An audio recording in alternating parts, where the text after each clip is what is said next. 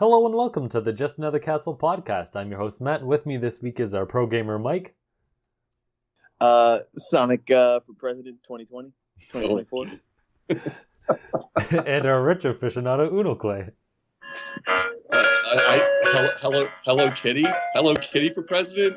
Anybody for President? How dare you not play a Sonic theme song for your soundbite? We're leading on with our main topic is Sonic the Hedgehog. I've literally played a Hello Kitty theme song because I'd rather play it for real. But we'll get into it. Oh my gosh. I got my bathrobe on. I got my Sonic slippers. I'll send you a picture of them, what they look like in chat, so you guys can judge me. What's your bets? What they look like before I send this photo? Horrific? Yeah. All right. Clay. They look better. They look better than the Sonic in the movie, even the retool. Oh my gosh. I'm going I see how it is. All right. Well, I started this. You started it. All right. We'll report. Matt, you get to report to the listeners once he sends this picture. I sent it already. It should be loaded right now. All right. Oh, okay, those are cool. I don't know why. Those are cool. Oh. Yeah, there you go. Yeah, that's right. Describe them to the listeners. It is you know Sonic the Hedgehog wears shoes? Yeah. They're exactly that. Yeah. I don't know why my first thought was like him skinned onto a foot. That's what I thought. Rather than his shoe. I was like, man, these guys probably think I'm wearing like a blue slipper with Sonic's head. That's because I think it's because even though the shoe obviously makes more sense, so many slippers are just like a character skinned over a shoe. Yeah. No, it's like true. Even like Mario slippers, it'd be like, oh look, it's Mario's head. It's like, oh okay. Yeah. Hey, well, I get you guys. I gotta give that to the writers of that movie. That was a great part where we learned when Sonic got his shoes from a little kid we never saw before. That was an awesome add-on to the movie. I was really invested in the film at that point. That part was dumb. All right, if you want to know a dumb fact about the movie, the Sonic shoes he wears in that movie, there's only 6 of those ever made.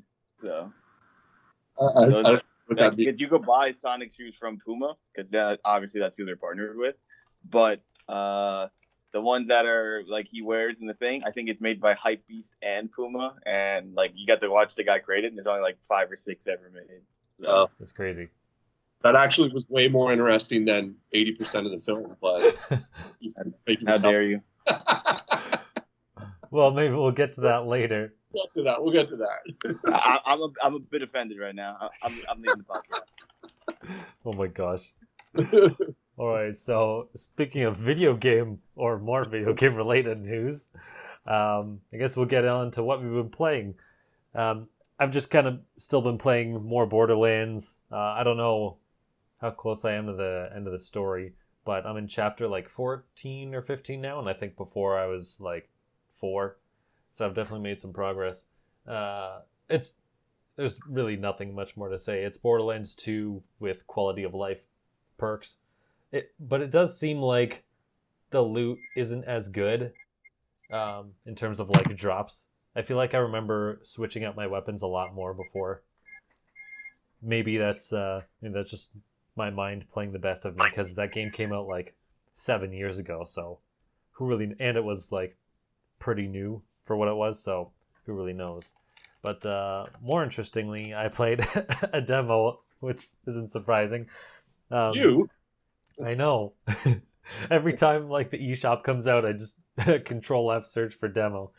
Yeah, like I'm not looking for games. I'm looking for demos right now. That's how I find out what's cool. Anyway, this wasn't on the eShop, but I'll just get to it. I played the Final Fantasy VII Remake demo because that just dropped out of nowhere, and I didn't play really the original. I only sort of played it on PS3. Around the time I bought it off of the PSN store, and then I only really got to outside of Midgar and then stopped for whatever reason, which is funny because the remake only goes to that point, so it's like even if I beat it, I won't be any further. But I think Oh, like I think that's the only Final Fantasy I would ever possibly ever try playing at this point in my life if I was ever going to play one. Because it's like cloud connection to Smash, so I have some connection to it, and I still know I'd hate it. I'd still be like, oh, this anime plot, like like right away. Are you sure Final Fantasy VII? I mean, it's good. I mean, the plot's really good. I don't think you'd like the original game because it's very. Seven, in my opinion, is very bare bones. I don't think it did anything special. It gets all the props because it was like, here's the first time you got 3D animated kind of thing versus like, here's pixelated, still images, and it'll always have that kind of hype towards it. But it has Clay, you're not an RPG guy. I don't think you wouldn't even like it. It's in like my top 4 Final Fantasies. You know what I mean? Like, but it's not my favorite. So yeah, I'm not pushing you like, oh, you definitely need to play. No, I hear you, and I mean, and like I know the plot twist that everyone talks about. That's like, like the reason they liked it. It's like I've heard about it on every retro game podcast ever. So it's like, I don't even like plot, so I would probably roll my eyes when I got to it. I'd just be like, yeah, that didn't make me feel any emotions at all, other than press start so I can get to the next battle scene. So you can't do that in the old ones, by the way. That's true. You can't skip cutscenes. That's true.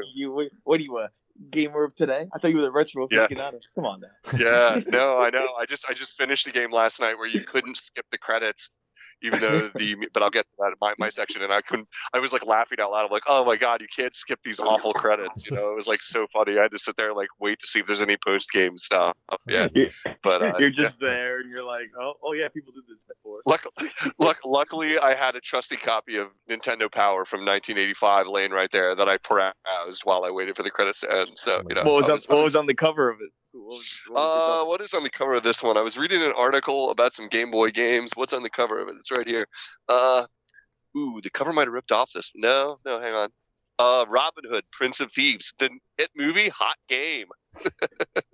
I really doubt it. That could be the next big one. Right there. I never played it. It actually looks like a pretty deep NES game. I was thinking when I was reading, I was like, I really hated that stupid Kevin Costner Robin Hood movie, but maybe I'll play the game someday because the game looked pretty deep. So someday I'll get to it. But so yeah. Anyway, yeah. So yeah. To start off, visually it looks insane. Like it's. I don't know how many other. It looks visually amazing. I don't even know how many other games you're talking compared Final to Fantasy VII. Yeah, going back remake. to Final Fantasy VII. Yeah, totally. Would you say it's probably the best looking game out there, like right now or to date? Like, oh man, it's up there. I can't think offhand what I would compare it to, so like I don't want to say, but it's up there. The detail is just insane. Wow, really? I didn't know that. It's crazy. Even on obviously in game is going to be better than YouTube videos, but it goes crazy. Anyway, Matt, I was going to ask you another question. I wanted to ask you what your experience was with Final Fantasy VII before you went in. Like, what were you looking going into the demo? And then, how, because already Kotaku was complaining of the demo is too hard. I wanted to know how you felt about it. I responded to that guy through another guy anyway. But funny. My experience was just playing basically through Midgar, which I think is only a couple hours. And that was like a decade ago. And I kind of know some of the plot beats of the story. I'm actually interested to see when it's finally all out, not just the one part, how much of it I actually know and how much I don't. Because I know some big stuff. Clay, you don't know, but they're not releasing the full game. You're getting only part 1, which is only Midgar. So if you're getting part Matt, we'll call it. Right? Oh god. You're playing this on Switch? No, PS4. Okay. Yeah. Is it coming to Switch? No. Oh, really? I didn't know that. I knew too powerful. Yeah. I knew there was several of the Final Fantasies dropped to Switch, didn't they, in the last year? A couple 7, 8, 9, X2 HD, and 12 HD all dropped on the Switch. And they put 15, the mobile version, on there at some point too. I think. Yep, Okay. yep. See, so like I thought I actually would have bet you were talking about it coming to Switch, but I didn't realize this was such a powerful remake that they're coming out with. Yeah. So Yeah, no, gotcha. look Yeah, it this up game's on actually gonna be Google. It's insane. Oh, I was gonna say this game is they're doing a reverse Breath of the Wild, where this game is going to be on PS5 as well, kind of thing. Oh, this thing, by the time they actually finish, it's not going to be done until like PS6. Because if you think 3 years, well, I don't know how many it took to do this one because I know they had a bunch of problems, but let's say the other 2 or 3 years, that's like 6 years, and let's say console, that's basically a console's life cycle. Sometimes it goes to 7 because they've stretched out the last couple of times. But by the time it'll either come out, the last one I think will come out just before PS6 or around the launch or something, and then they'll do like a collection in that generation. That's assuming it's only 3 parts, which I would hope it wouldn't be more than that. I really thought it was going to be like 2 parts, but yeah, I mean, we'll see. They're going like all marbles in on it. Yeah. But what I was looking to go back to your questions, I think one of them was, what was I looking going into the demo? I don't know. Honestly, I figured it would just be like the first level of the game because that makes the most sense to as far as like introducing the characters and whatnot. Actually, no, I can't answer that. So my concern before was a couple of years ago they were just going to make it like an action game, or that's what they set it up with one of their gameplay trailers. And I'm not really fond of like the Kingdom Hearts play style because I feel it's too much of patting your head and rubbing your stomach. And that kind of bugs me. I'm like, this is too complicated. Trying to do like quick, fast action moves while also selecting through a menu. This is kind of a mess. But eventually they came around and dealt with that. So what it is now is you have like one main attack button for square, and then like triangle you can switch up what your move is. So Cloud, he basically does heavier attacks. I think he can more easily stagger. And Barrett does like a heavier shot and things like that. It's like an alternate mode of attack. That's what the triangle does. Okay. And then all your abilities, skills, limit break, whatever is done through the menu, which that's you've seen in like trailers gameplay where like everything slows down to a halt, or for the most part. Yeah. And then that's when you can select other moves. So it's not so much an action game, but there's like elements there. But unlike Dragon Quest XI, your proximity does actually matter.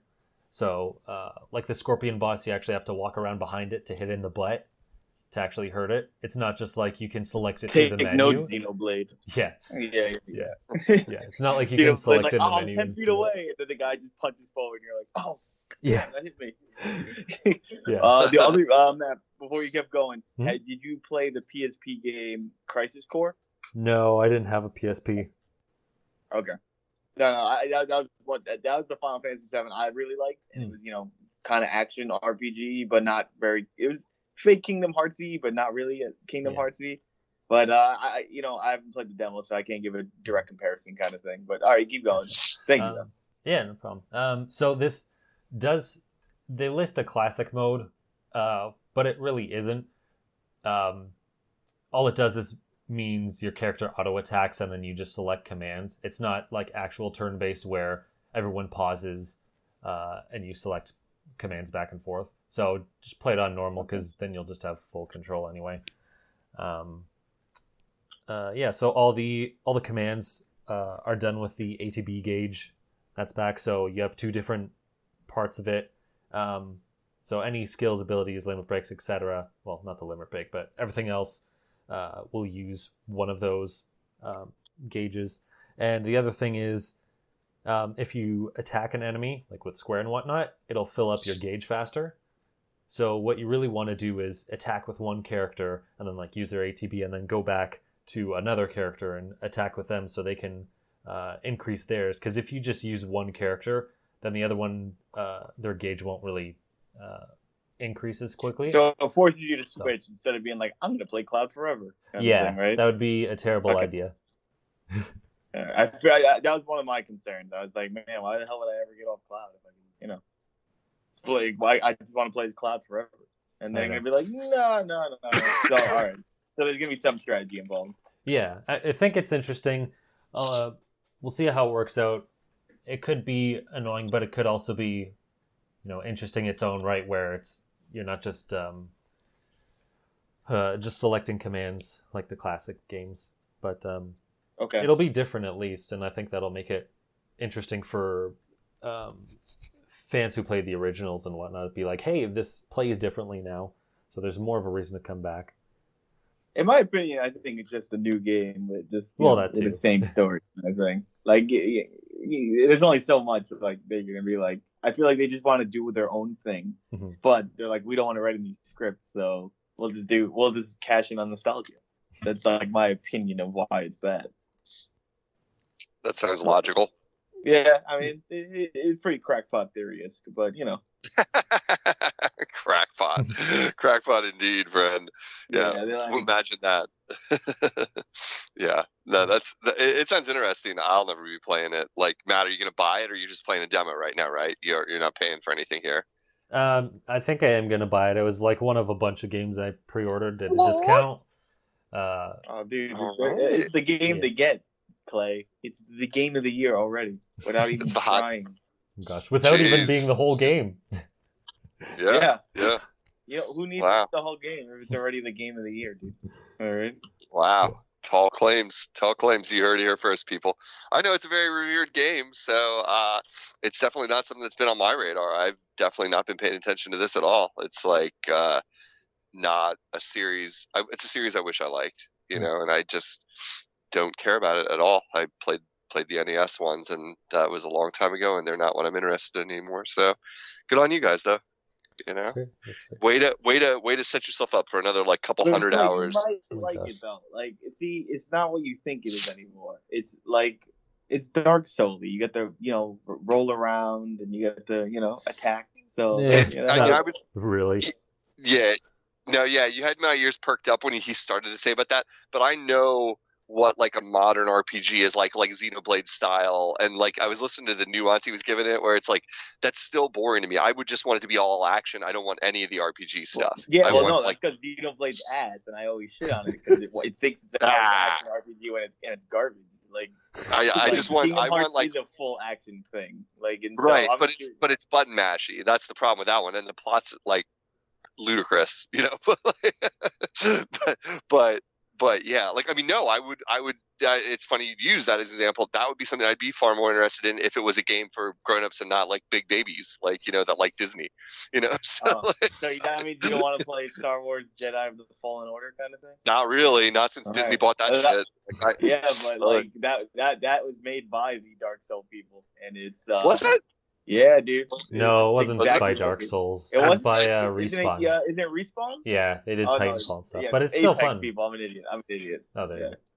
No, I'd be more interested in playing a Star Wars game for sure. I mean, my opinion about the new movies notwithstanding, which I think are trash. It's so bad. It's so bad. Yeah, painful. Painful to watch. I got an interesting question. Who has done worse for Star Wars, EA or Disney?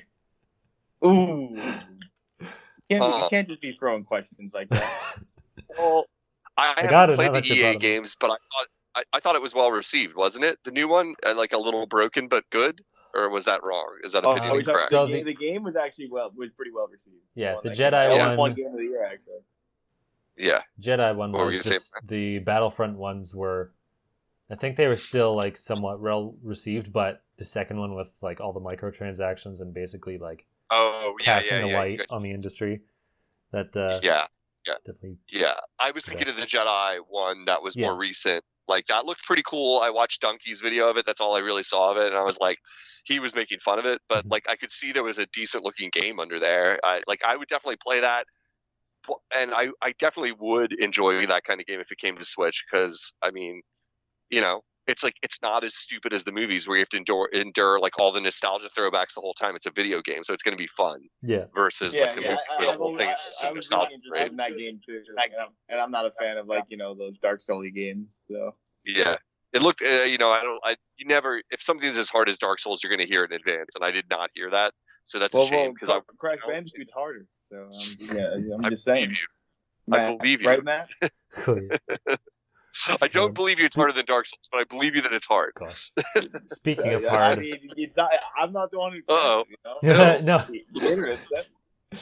I got like, where man, you going? this game I beat with no analog stick is apparently harder than the easiest game of all time that everyone wants to say is hard. Gosh. I want to Just hear what Matt has to No. say about speaking of hard. no, I was gonna say. Again, I'm gonna go back, but I hate when people say Dark Souls is hard. If everyone on the planet beats the game, it is not hard then. Okay, Aaron Hansen from Gameography beat Dark Souls. That's how you know it's bad. For the listeners who are rolling their eyes, he hasn't played it. Let's leave it at that and move on. Get back to me, man. It is okay. Fine, it's easy. Fine, you heard it here first. Dark Souls is easy for babies game. Hot take from the guy who's never played it. Yeah, it's a baby ass game. All right? Yeah, everyone on the planet beats the game, but it's the hardest game ever. I'm just saying. What's for the so hard to listeners, get that? For the listeners who don't know what's going on, I got Mike all fired up with throwing some hot takes on the Sonic movie before we started recording, so we'll get to that. But Mike is on fire right now for a certain reason. He's like, was lying. Slander out there earlier. All right, Matt was just like, I'm not listening. And he's like, I just set everything up. I had to deal with slander the whole time. all right. No, what I was gonna say was, since you're talking about difficulty, I was gonna go back to Mike's other question about the demo being hard. It's not like I still sucked at it because I wasn't paying attention to the health and like healing up. Because after battles, your characters don't heal, so you basically have to use potions a lot, or be good and not get hit a lot. Which apparently I wasn't, and I wasn't paying attention to health enough, and I was using Phoenix Downs and stuff. So Cloud did die in the Scorpion boss like halfway through, but I mean I still beat it. Like the guy, no point. I know, but no, the guy doesn't know what he's doing. He basically complained that it's a game and you have to make choices. Yeah, he's like, what? You have to like block and attack and then heal, but you can't heal and this and then that. Like, dude, that's like every RPG ever. And the only reason you can't do some of those moves was because it was in the ATB gauge. And they explain everything before you with videos at every possible turn. And the characters, and the characters say during the battle, like, hey, Cloud says to Barrett, like, hey, Barrett, go behind and kick it in the ass, because that's where its weak point is. Or like, hey, hide behind this debris, because it's shooting its giant freaking laser that's going to shoot your face off. It's like, if you can't do that, don't even. That's really funny. So bad. Hey man, I mean, look, if they even give you videos, I was gonna be like, you know what? RPGs do require a lot of reading. Clay is not his strong suit, so that's why I didn't like him. Dude. But yeah, if they do literal visual videos of it, then you have no excuse. Yeah. It's one of those like pop-ups on the side where it shows like a GIF basically of you doing the action. Yeah. It's like all like the a short description. Yeah. It's like, yeah. I mean, most people today are not auditory learners, but visual symbolic learners, like IKEA. Yeah, totally. You got to be though, because like little kids play games and like people from other countries play video games, so it's a really good way to like future-proof your game. Because like back in the day, like those would just Japanese games, You'd hope that those would just be translated. Well, if they're selling it in another country, it would probably just be translated to the. Saves time though, like if you build it that way, it's like well, look, there's already icons in the game, like just like IKEA, they're sweet. IKEA. But IKEA is Swedish. They're Swedish. Yeah. So exactly, that's like for them, it's like we don't even have to translate the stuff here. Look at that, like bang, you got a mediocre bookshelf, bang, it's in your house. Boom. With one short leg. Hey man, that's dude. Legos paved the way. I mean, it's the way, dude. I can't read no more. I need pictures. That's it. Done with it. Reading's overrated. Oh my gosh. I've been talking too long, so I'm gonna move it over to Mike. What have you been playing? All right, so I got bored and I played. Did I say I played every Sonic game? Well, I finished Sonic Adventure 1 and 2 because I was playing with some mods earlier. And, they have a thing called Better SADX, so Better Sonic Adventure Director's Edition. So you're able to get all this stuff that was missing from the Dream. Everything they took out in the, quote, better version people re-added in. So like Dreamcast had better lighting, better textures, this, that, and this. So you're able to mix both together. So I've been doing that. It's free. Well, you have to own the game on Steam, but then the rest of the mods are free. So that was fun. Sonic Adventure 2 doesn't really have the same support, and granted it shouldn't because it's ass compared to numero. How dare you? But I mean, the truth hurts. But look, everyone only likes the first one because the whale. And that's literally all I know about it. So dude, everybody likes the second one because they don't know anything about anything. But going off on that, I finally got a officially licensed Super Nintendo controller from SNES controller from Nintendo, and it feels great. It feels, I think, a little bit better than the 8-bit Do, all the above. The only reason why I'm saying that is definitely because I've been trying to get this forever. And Nintendo now limited only 4 accounts, 4 online Nintendo accounts per purchase of it, which is, a bit fair because it's impossible to get these things. But I've been playing with that with Mario Maker 2. Totally recommend it. I mean, 8-bit Do is definitely like the better controller overall, though. Because I'm able to play other games with it. It's got the stick, got the home button, etc. Like all those other things that it's missing. It's just, unfortunate, but is what it is. Let's see. Other than that, I feel like I played another game. Oh, I tried League of Legends because, it's the game of esports everness. So I've been getting into that slowly. It's an alright game. I mean, it's a PC game. It's kind of hard to explain. It's been around forever, but it's like the most prolific esport game out there. If you guys are interested in that kind of thing, it's free to play game, obviously. But yeah, you can find it anywhere. Might come into us with the latest game, League of Legends. Yeah, League of Legends. It's a pretty niche game. I don't think anyone's ever heard of it ever. I'm so sick of those stupid YouTube ads. There's like a dozen different YouTubers. It's like, shut up. Dude, those are all fake League of Legends things. Well, obviously. It's like, play mobile version of Champions of like, I don't know, synonym of adjective. And I'm like, okay. Fine. Let's see. Other than be the greatest movie of all time. Let's see. I don't think I really played that much else. I finally started up Tokyo Mirage Fire Emblem thing, Tokyo Mirage FE session, nice. And it's actually kind of fun. Like I was kind of surprised. I've never want to play it. It looks cool. Like I've never want. It looks pretty cool. It's pretty cool. So I'm glad I finally got to start playing it. It was just one of those things where, like, I try to play it on the side, but it definitely feels a lot more Persona-y than I guess it was supposed to be Persona X Fire Emblem, Cross Fire Emblem, but it just feels good. It honestly, I haven't got too deep into it, but the battle system's kind of clean. The just the way it presents itself is very cool. And then other than that, I'm just enjoying it. Like I do recommend it. It was a Wii game for people who don't know, and Wii U. Now obviously it got quote enhanced remade for the Switch. AK they probably added like one thing or something or nothing, but definitely try it out if you're looking for an RPG. If not, then not your game. I am looking forward to not Animal Crossing. I'm looking forward to Pokemon Mystery Dungeon though, because that's coming out I think next week or this week, Matt. Yeah, sometime soon. Yeah, like I know it's like really soon, but at the same time, I'm like, I don't remember exactly when. I just remember them saying March, so that's good enough. That's close enough for me. Nice. Yeah, I know Eli really liked Tokyo Mirage Session, so. Oh, did he? I didn't know he played that one. Huh. Yeah, he did.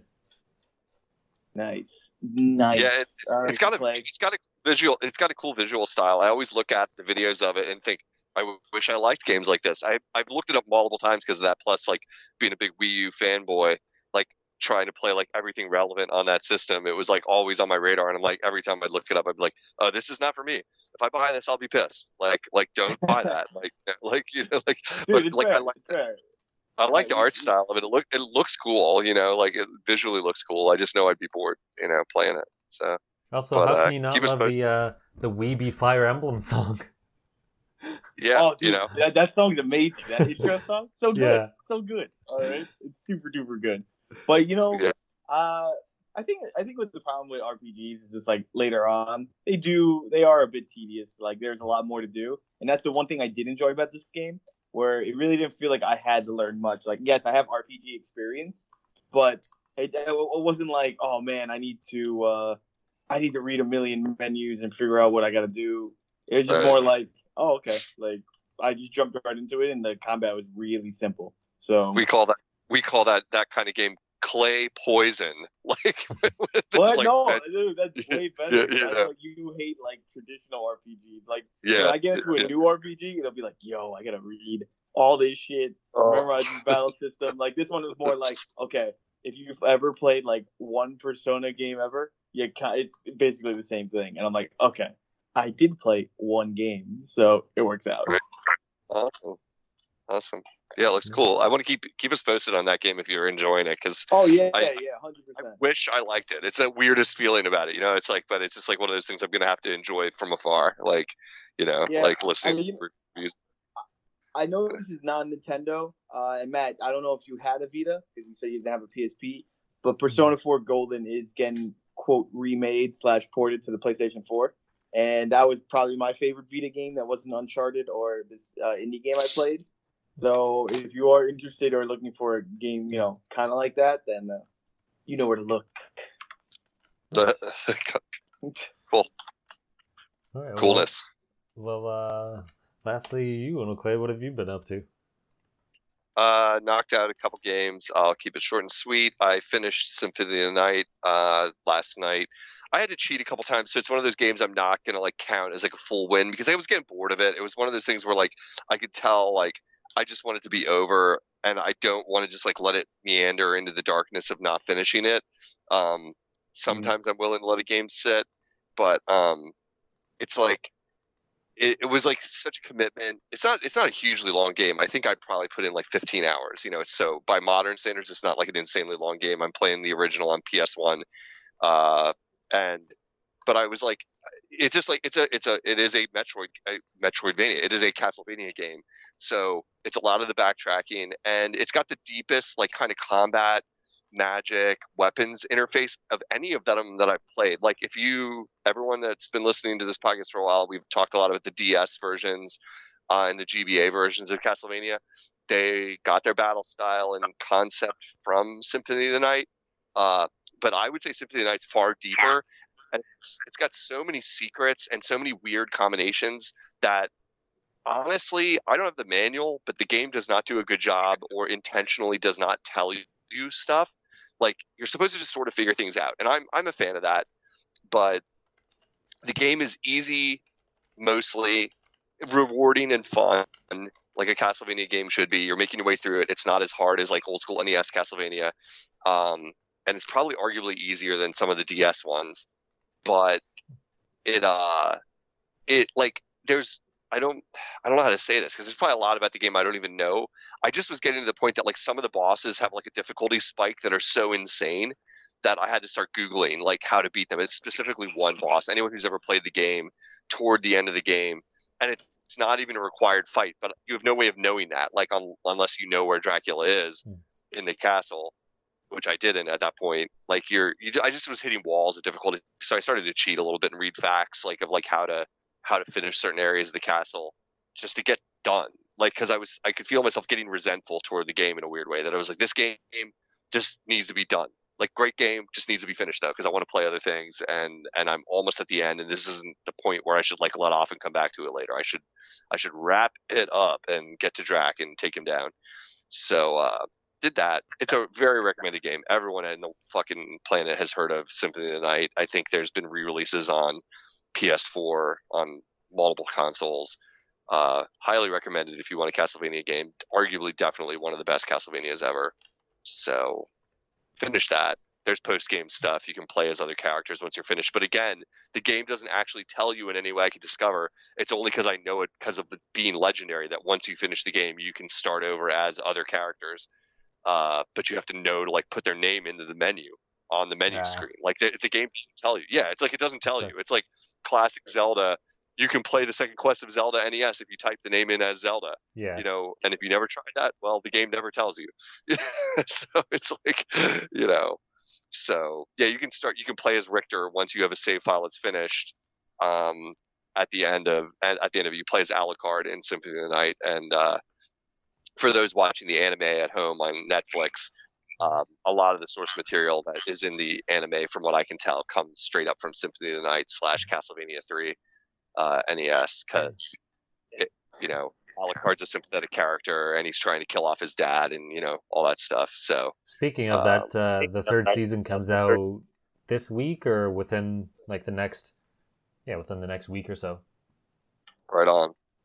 Yeah, I haven't finished season 2. I kind of sporadically put it on for something to look at when I need a distraction. But it's all right. I like how much it swears. They say the F word a lot. It's great. But yeah, played that, finished that, knocked that off my calendar. I look forward to maybe trying to go back to it eventually, but it was wearing out its welcome because it's got a lot of backtracking. Like any good game of that sort, you're going to do a lot of backtracking, and that was what was really killing me. It was like, okay, I've seen this area of the castle like 10 times, let's get on with this, that kind of feeling. So got that one off my gaming radar for the time being, and I put it on Twitter. The funniest game that I was surprised to like was a game I picked up in Japan a couple of years ago, and it is recommended to any Nintendo fan out there. Hello Kitty World, yeah, a Hello Kitty game.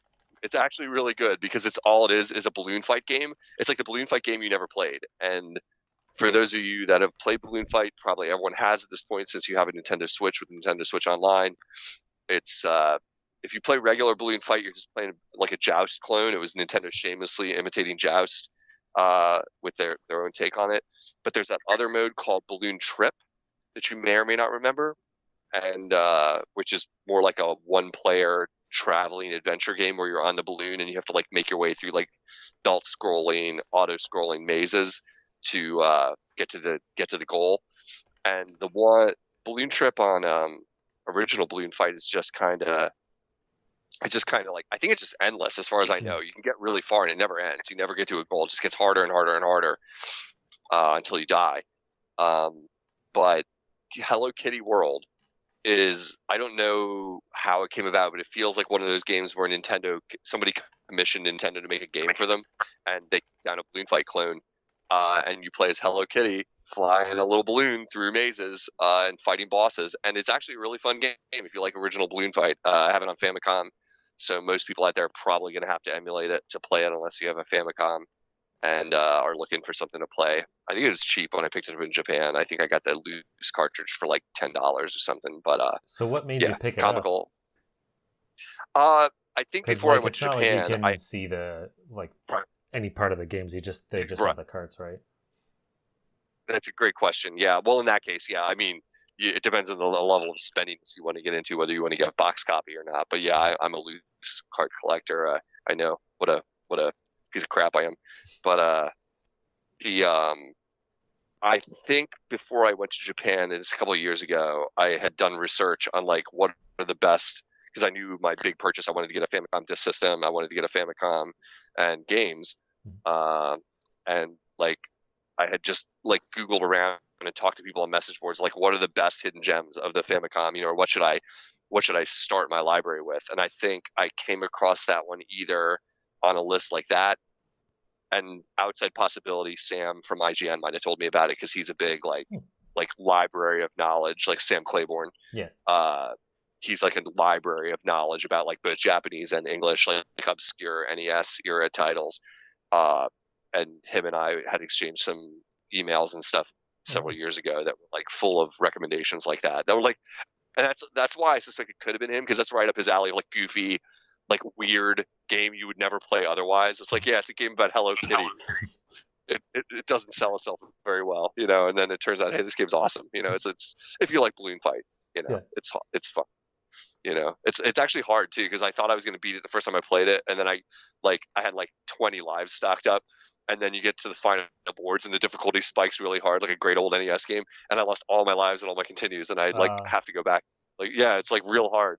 Like I was like, oh my god, now I got like painfully difficult all of a sudden. It's just eating my lives, and it's got great music. So if you just want to listen to some great NES era chiptune music, it's got like remixes of several kind of familiar tunes, including one that sounds a lot like Virus from Dr. Mario, like remixed, but they're kind of original compositions. So some good chiptune music in there too. So that's it.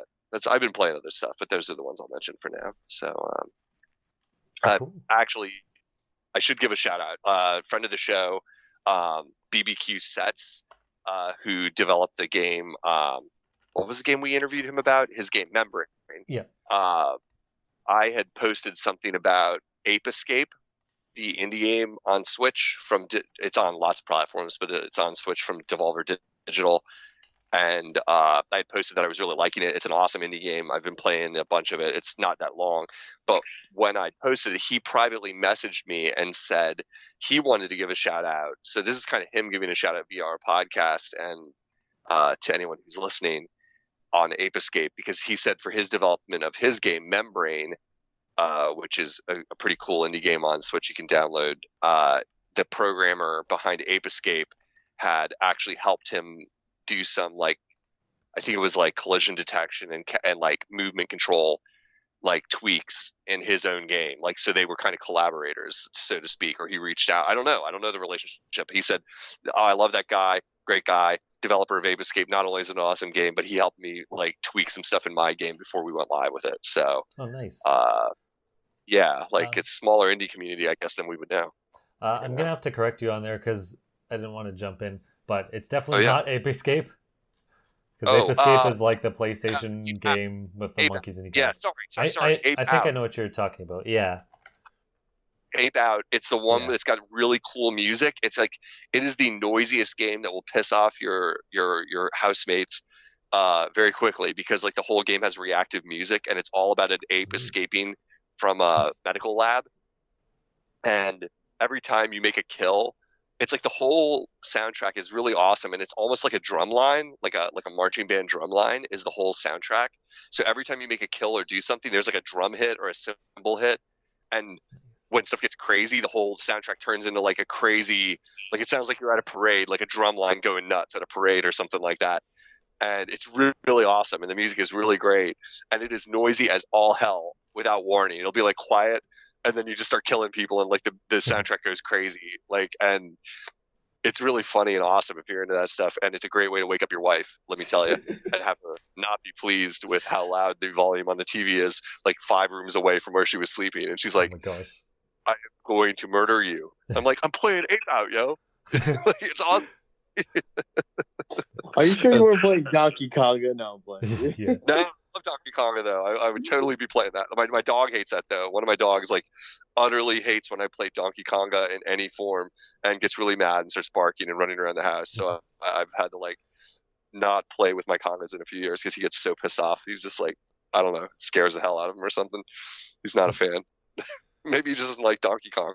I don't know. Yeah, maybe he's got something against either Kongas or Donkey Kong. You know, one of the two. I think it's the clapping. Honestly, you know how you have to clap to make the Kongs do some stuff? I think because I clap at them, he thinks I'm clapping at him, and then he comes in there and is like, "What?"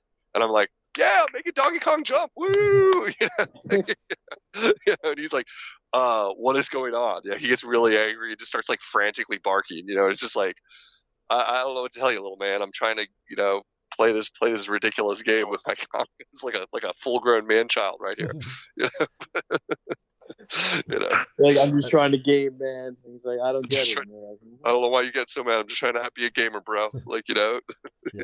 He's like, "Oh my god, I'm losing my mind." Yes. Yeah, I like when games do something interesting like that with the music. Like, I know Blob does something similar where if you grab a specific color, the instrument in the background changes. Oh, So right, it's like, right. Yeah, it's got like this jazzy vibe, and if you grab, I think, orange's trumpet and like blue saxophone or all these different things. So that's cool when they do something interesting like that. Game. I never got around to that game. That game worth it? I don't think I beat it. I think I just like rented it for a couple of days or whatever. So I don't know how long it would hold out overall, but I mean, if you can find it for cheap enough, I think it'd be interesting just to go back and be like, "Oh yeah, I think this it was is cool." And Wii U. I think it was on both, right? Did they re-release it? So it was like they had. I think it originally released on Wii, and then they did the second one on like I think that's. Oh, I forget. Let me look it up now. I think it was on Wii, and then they I know remastered it it was for Wii U. multi-platform. The second one. Yeah. I just can't. It was one of those games because like I think it was when we all met. We all met way back in the like IGN blogging days, and like I was on a quest to like review and write a blog about like almost every single game on Wii. And the Blob is one of the standout games that I know bothered me that I never played it and never got it onto the list, and that's why it always bugged me. It was like I did almost every major release at some point, probably 100 some games that I wrote blog reviews about like back in there, and it was just like. Yeah, that game always bothered me because it looked cool, and it was the kind of game where I was like, I bet I'm going to be bored if I play that game, but it looks cool, you know, like. The Blob was it was a Wii shovel game, right? That became big, or the other way? Like, no, okay. it's like you It's a climb retail on release. stuff. Okay. Yeah, it was a retail release. Yeah, you climb on stuff and like change things colors and stuff. Like it like wasn't on. So it wasn't on Wii U, but it is on Switch. Both of them. Oh, okay. So I think they just like re-released them on the eShop. Yeah, I think they're what are they? Matt, they're like adventure platformer, like 3D platformers, kind of. Yeah. So the goal is to basically just go around, pick up paint, and then paint all the buildings and objects of the world because everything is like the colors all sucked out of it, so they're all gray. I forget how you win. I think it's just you paint a certain amount. I think there's like some enemies sprinkled around. They're all just blobs. Yeah. It sounds almost like something that would have been awesome or more fun pre-Splatoon. Because now to me, it's just like, oh, well, if I wanted to play a game with that kind of functionality, I'd probably just want to play Splatoon competitively because it's the same idea, just a better idea, like a combative like version. Well, not really better, but whatever. Probably more interesting to me. So yeah, cool though. Cool. Yeah. Anyway, the Blob. Yeah. Yep. So yeah. I was talking about Ape Out, and I highly recommend it. I got it for cheap. It was on sale. If you want a good indie game, like a quick kind of arcadey, it's got really interesting visual style too. It's very abstract, and it's full of rage. It's really neat. It's full of like this dark rage about like animal testing, and like because you are playing as an ape who is now gotten out of his cage and is going to exact revenge on the people that were trying to do tests on him, you know, and it is gory in a weird abstract way. It's super fun because of that, you know, and the music is just like kick ass too, you know. You're just like, how much is it? I forget what I paid for it. I bet it's around $15. I got it. I think when there was a sale, I say put it in your wish list and keep an eye on it, see if it drops. But it's a shorter. It's like an arcade action game, quick play, kind of pick up and play, and just like really get your jollies, you know, kind of game. Not a lot of reading, no reading, just rock and roll, just an ape going crazy. Sounds like a Clay kind of game. Yeah, it is. I love an arcade game. Rocking. All right. Yeah, we know. I read books, bro. I don't read games. I read books. like I did all my reading. I open up a book. That's it. That's all I expect to read. The rest, I'd expect to press A and B. Yeah, right? I want to press A when I'm sitting here with the controller in my hand. I'm pressing A. I'm not trying to use my eyes here, kid. What are you doing? Devs, take notes. Yeah.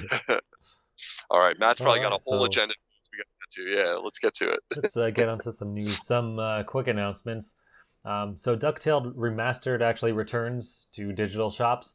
It was delisted from digital stores last August, but for whatever reason, it's back on the store. So if you're hoarding physical copies to get money, hopefully you sold them already because now they don't matter. Yep. I was like, hey, I have a PS4 with Ducktales. They're like, oh my gosh, I'll give you $1 million. Now you'll barely get $1. Sad dad. Yep. I played that on Wii U. I did not like it. I was not a fan. It was so good, dude. It was so good. They remade the Moon Level song. Oh, it was so good. Yeah, I all that stuff is fine. I just didn't like the way it controlled. It felt like a Flash game to me underneath. Like it didn't look like one, but the architecture of the way the characters moved and stuff like that felt like a cheaper game. I don't know.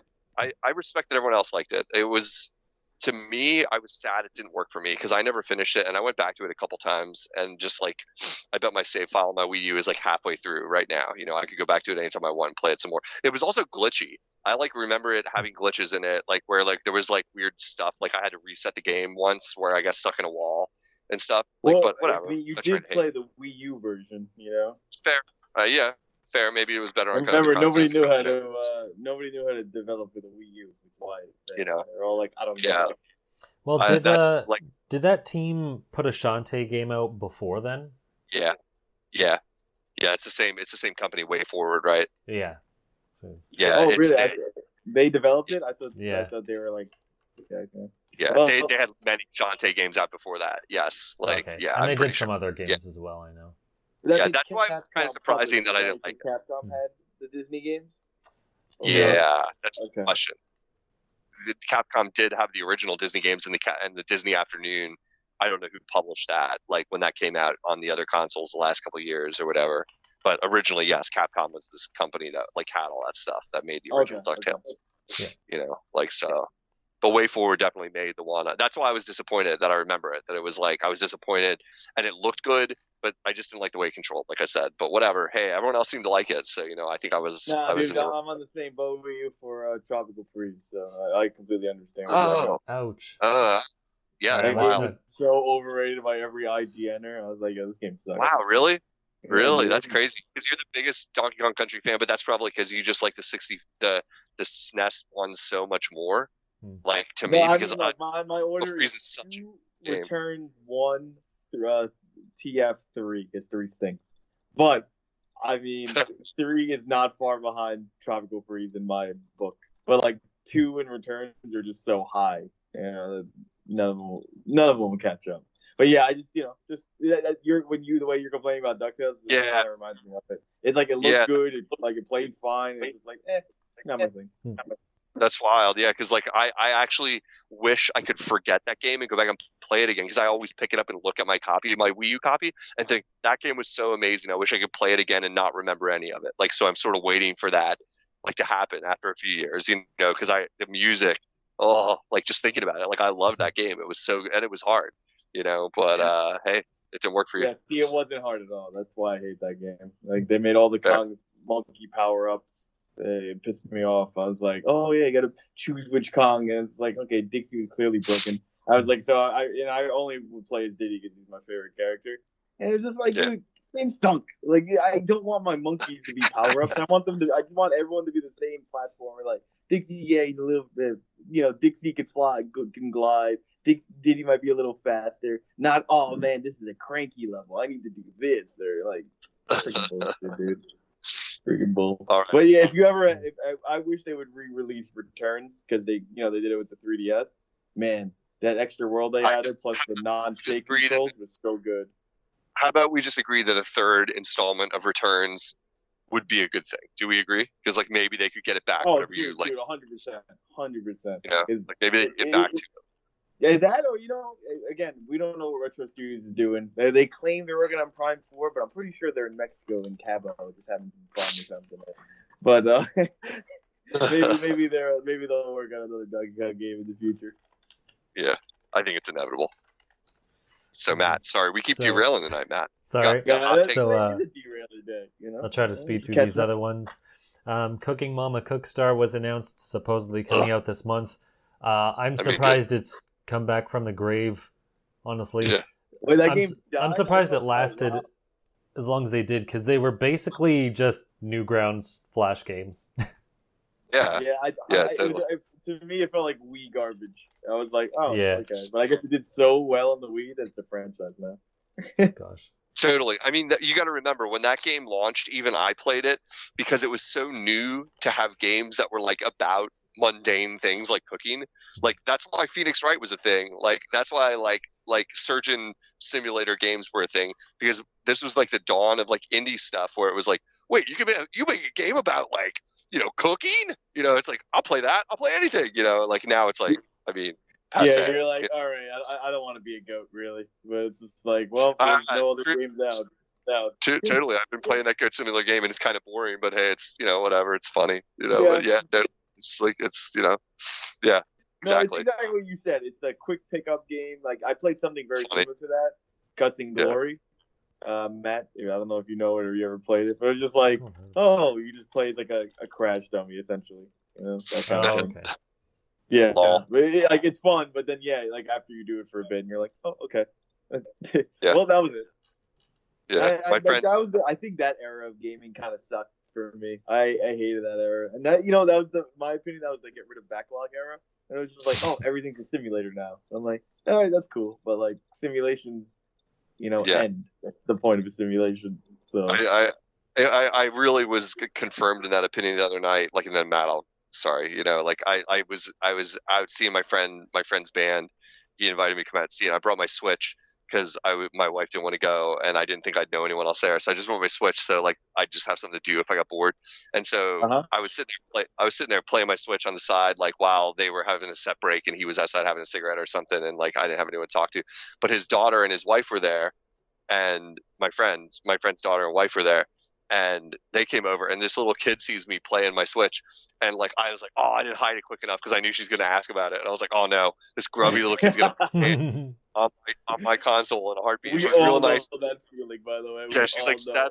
She's so nice. She's so smart, and it's like she's like, what are you playing? And like right away, I'm like, oh no, And she's like, can I play something on there? So I put on Goat Simulator for her, and she was having a great time with it. It was perfect for a kid. It was like she's like, what do I do? I'm like, all you do is be a naughty goat, run around and break stuff, smash stuff, like jump off a building. You can't even die. You just do anything. And she was loving it. She was like, this is hilarious. She's like playing this game. And I'm like, now I have to disinfect my controllers now that I think about it. I forgot. No wonder I got a cold. But yeah. All right. Of course, man. Kids, man, you gotta watch out. They're evil, dude. Yeah, dude. Kids are absolutely. You're a better person than I wouldn't hand it over. See, this is what you can look at, and it's going right in the drawer. She's a responsible little kid. Like I was like, I had to be polite because she was like, it would have been really. Trust me, I'm a fan of being rude when you can. It would have been a really rude moment, because you're from Philly, bro. It's all good. I know, but it's like I came to see her dad play guitar. He's like super cool dude. It's like they're like I've met their daughter and his wife several times. It would have been so rude because I was sitting there playing it, and they came over to me to hang out with me because I was by myself. And it's like, oh no, you can't see my video game. No. It's my game, not yours. This is my game. Nobody can see this. I'm putting it away now. It was all right. So Cookie Mama's coming back. Right? Yeah. Cookie Mama, not how simulations are a fad of the 2010s. Yeah, truly. Yeah. All right. What else? The last last announcement I'll bring up is so with all of these. It seems like a meme at this point. Coronavirus and blah blah blah. GDC was delayed to the summer because so many developers and publishers pulled out because they were concerned. But apparently E3 is still going to happen. Unless, at least for the time being, they put out a statement today saying they're going to continue as planned. So we'll see what happens there if they delay or not. GDC got canceled because of coronavirus, though. So E3 because. E3 was really, really weak this year. Me and Matt were talking about it on the side. Like, just the idea of E3 was like, oh, well, whatever. Like, it exists, whatever. But a lot of people were dropping out of E3. Even that guy who hosts E3. What's his face? Jeff Keighley, yeah. Yeah, that's it. And, I was just like, wow, maybe... I know it sounds kind of rude, but I think coronavirus saves E3. It prolongs it because it just seemed like this was the year that nobody wanted to go to E3, and now it's like, well, GDC canceled and all this shit's going on. Well, it's probably going to be after E3 at this point. So yeah, it puts it in a weird position. Remember, you got to rent the space and take. I don't know. They just said GDC will happen in the summer. So and E3 is like beginning of June, which is. I'd consider June the start of summer. So yeah, I'm guessing GDC is going to be after that. So that'll definitely put more focus on E3. We'll see if that helps it or not, because people might also avoid going it to get sick. But who knows? I will tell you this. Coronavirus is having some crazy effects. I don't want to get too off the road, but it is definitely affecting things in a crazy way. I was looking to book some plane tickets for a vacation for later this year, and the same tickets I looked up right? no, actually to Thailand though. So it's not It's not too far from it. That doesn't seem much better. Well, no, it's fine. I mean, coronavirus, schmeh. Like, honestly, like, yawn. But, like, honestly, like watch me die of it now. Like, if I die of coronavirus, I want you to replay that quote, like, again and again on the show. Oh my like, gosh. I don't, Clay. I'll be at your wake, and I'll be like, guys, you're amazing. And you'll be like, we knew it. Boombox and play that quote, coronavirus, yawn, like right in my face. But the plane tickets I was looking at went down by several $100s like over the last couple of days, and I think it's because everyone's so scared to travel now that I'm like, oh dude, I'm totally cashing in on this. I'm totally buying these plane tickets. Like I'm not scared. I'm young. Apparently a ticket to China costs like $4. I heard in one like on like China Airlines or something like that. Oh like, wow, insane. that's crazy. That's crazy. I mean, I'm not flying into there even for $4, but yeah. It's still a bit crazy. I've had friends go to China for business, and they said it's kind of like not the most awesome place to visit ever. Like just in terms of like cleanliness and stuff like that. I'm not trying to hate. They've just. I've always heard that. I mean, even from the pictures of it, like I think biking is more permanent because it's just insane traffic kind of thing. But yeah, we can't be living in clean Canada like man. Yeah, the cleanest. Just move out of New York and you'll probably be like 100 times cleaner. Oh, dude, I was in California. I was like, wow, not everyone's a scumbag, and not everything is dirty. You can't complain if you have rats as roommates. Dude, New York is cleaner than Philly. I got to give credit where credit is due. New York is cleaner than Philly on average. Like, I don't know about all the boroughs, but say Manhattan. Like, Manhattan and like... Dude, of course Manhattan. $1 billion to live there, all right? Like it's Manhattan and like parts of Brooklyn that I know the best, and even up to the Bronx these days, even up to like up to Harlem. Like, I'll tell you what, man, you guys have us beating cleanliness. I got to give credit. That's why we're called filthy. We are pretty dirty down here. Like, we are not the cleanest city. It is true. I can't defend it. People throw garbage out of their car windows around here. It's insane. But yeah. Anyhow, I don't. I'm always picking it up. It's a city thing. Like, people just don't get it. That's our thing. And that, we throw garbage out windows while we're driving. We're jealous, Matt. we just wish we can't help it. We're born that way. We're like, oh man, don't burger wrap. Where's it going? We already know where it's going. All right. Out the window. All right. So coronavirus saves E3 is the headline of this episode. Awesome. Gosh. Yeah, I mean that's good clickbait. I'm about to make that. Screw it. I'm stealing my own title. And he's like, nice. Thought of it. Oh my gosh. Nice. Cool. Yeah. So, that's some good. It's good speculation right there. I love it. Yep. So let's get on to some news, which admittedly there isn't much of, but let's get to it anyway. So it seems like I'm bringing up Smash all the time, but there's no plans for a third Smash Fighter Pass, Sakurai says. Essentially, once the 6 are out, Smash Bros. Ultimate will finally be complete. That's the end of the quote. So I wouldn't expect anything more than that. Yeah. Seems pretty definitive. No, are we getting 5 or 6 for the next pack? We're getting 6. 6 more characters, and then that's the end. Okay. Yeah. Well, that's it. That's it. That's it. Yeah. Well, apparently, Nintendo's gonna force him to like put in 3 more Fire Emblems. So I hope we get some good 3. I have the the other 50% of non-Fire Emblem characters. Maybe they'll be good. They'll be 2 sword fighters. Yeah. They'll be 2. It's super funny too, like that topic comes up because like I got a really great it's rather pricey. It's a magazine called Retro Gamer. It's a British magazine that I get, and I'm so far behind on my issues. Like I have a subscription my wife got me for a birthday present. But I'm so far behind. Like any magazine, you can't keep up with it because it's super thick, and like you don't read it. I don't just like eat it all up. So I kind of read it here and there. I'm reading an issue currently because I kind of skip around. I'm reading an issue I got from around the time Smash launched, which is like when? Do you guys even know when that was? 2019. Okay, 19. No, it's 18. 20. Yeah, 18. my bad. Okay, so I'm reading an issue from December 18 right now, and they're giving their hot take on the first launch of it before there was any DLC, and they're like they are not snarky reviewers. They're the most fair-minded kind of like professional reviewers. And like one of the comments, like they gave it like an 87%. Like they're very positive on the game overall, but they very like cautiously British reviewer style was like, there is a problem that so many of the sword fighting characters from the Fire Emblem series are so similar, or something like that. And I like laughed out loud. I was like, this is before the DLC. Like, oh my God. And that was like, I mean, it's not even a new take, but it was just funny to see that just like yesterday, read that comment in the wake of like what's gone on in the like last, the Byleth controversy, like or whatever. So, we'll see. I don't know.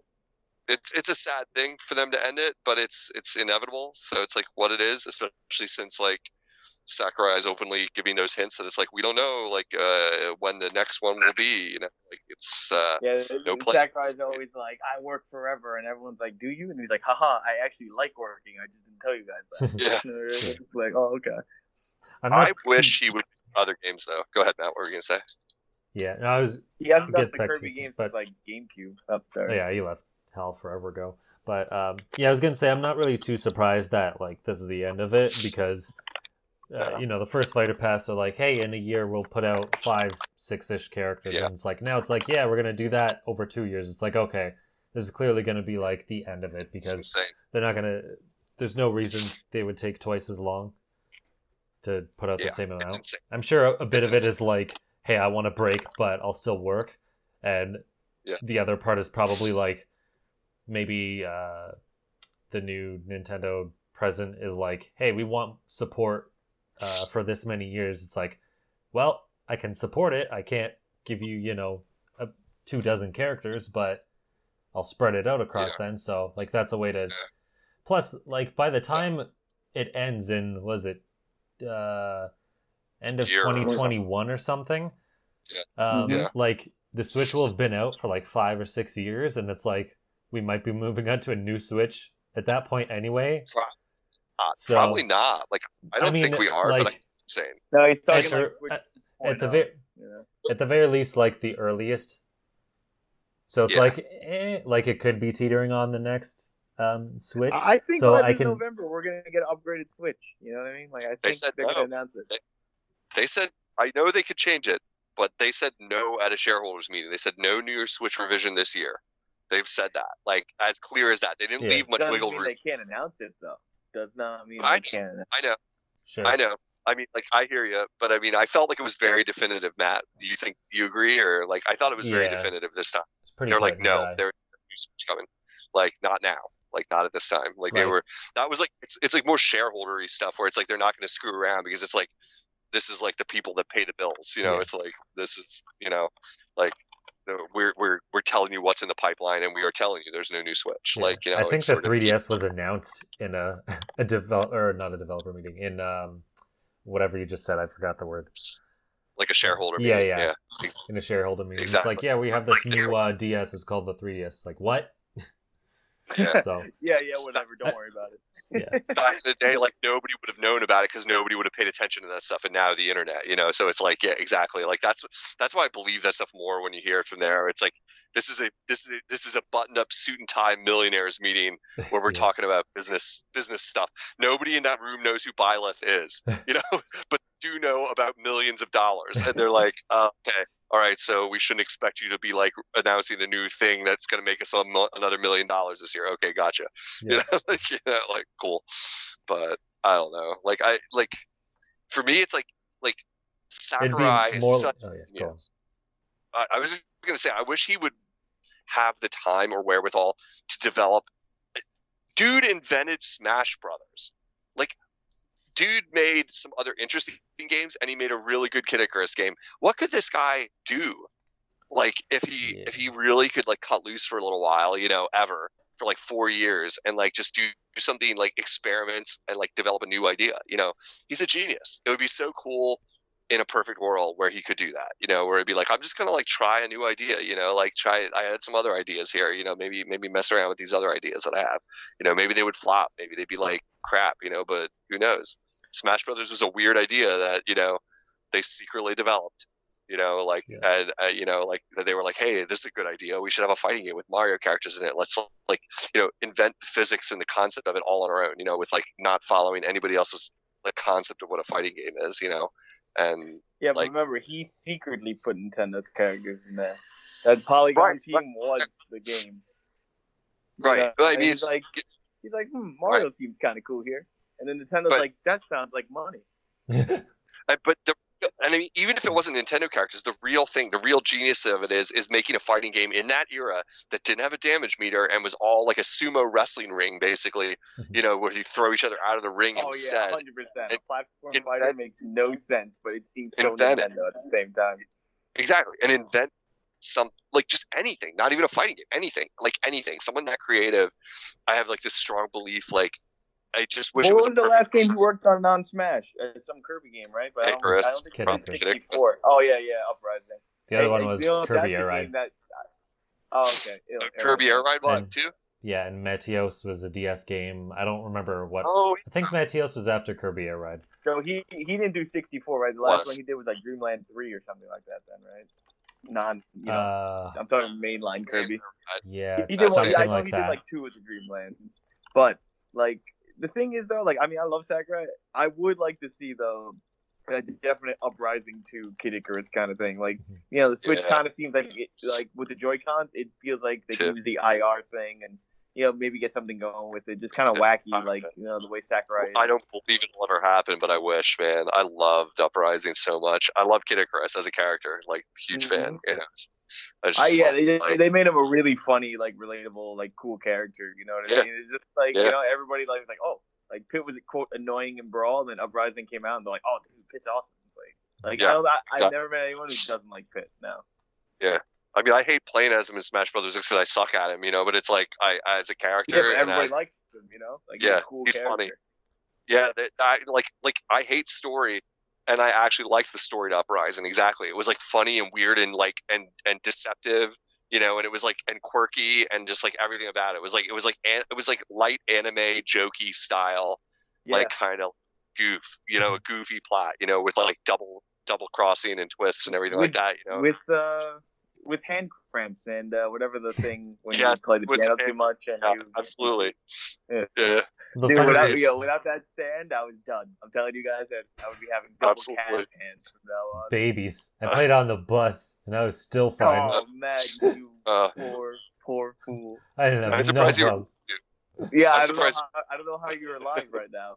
All right? Yeah. It was hard. I will defend that game, as you guys know, to like the ends of the earth.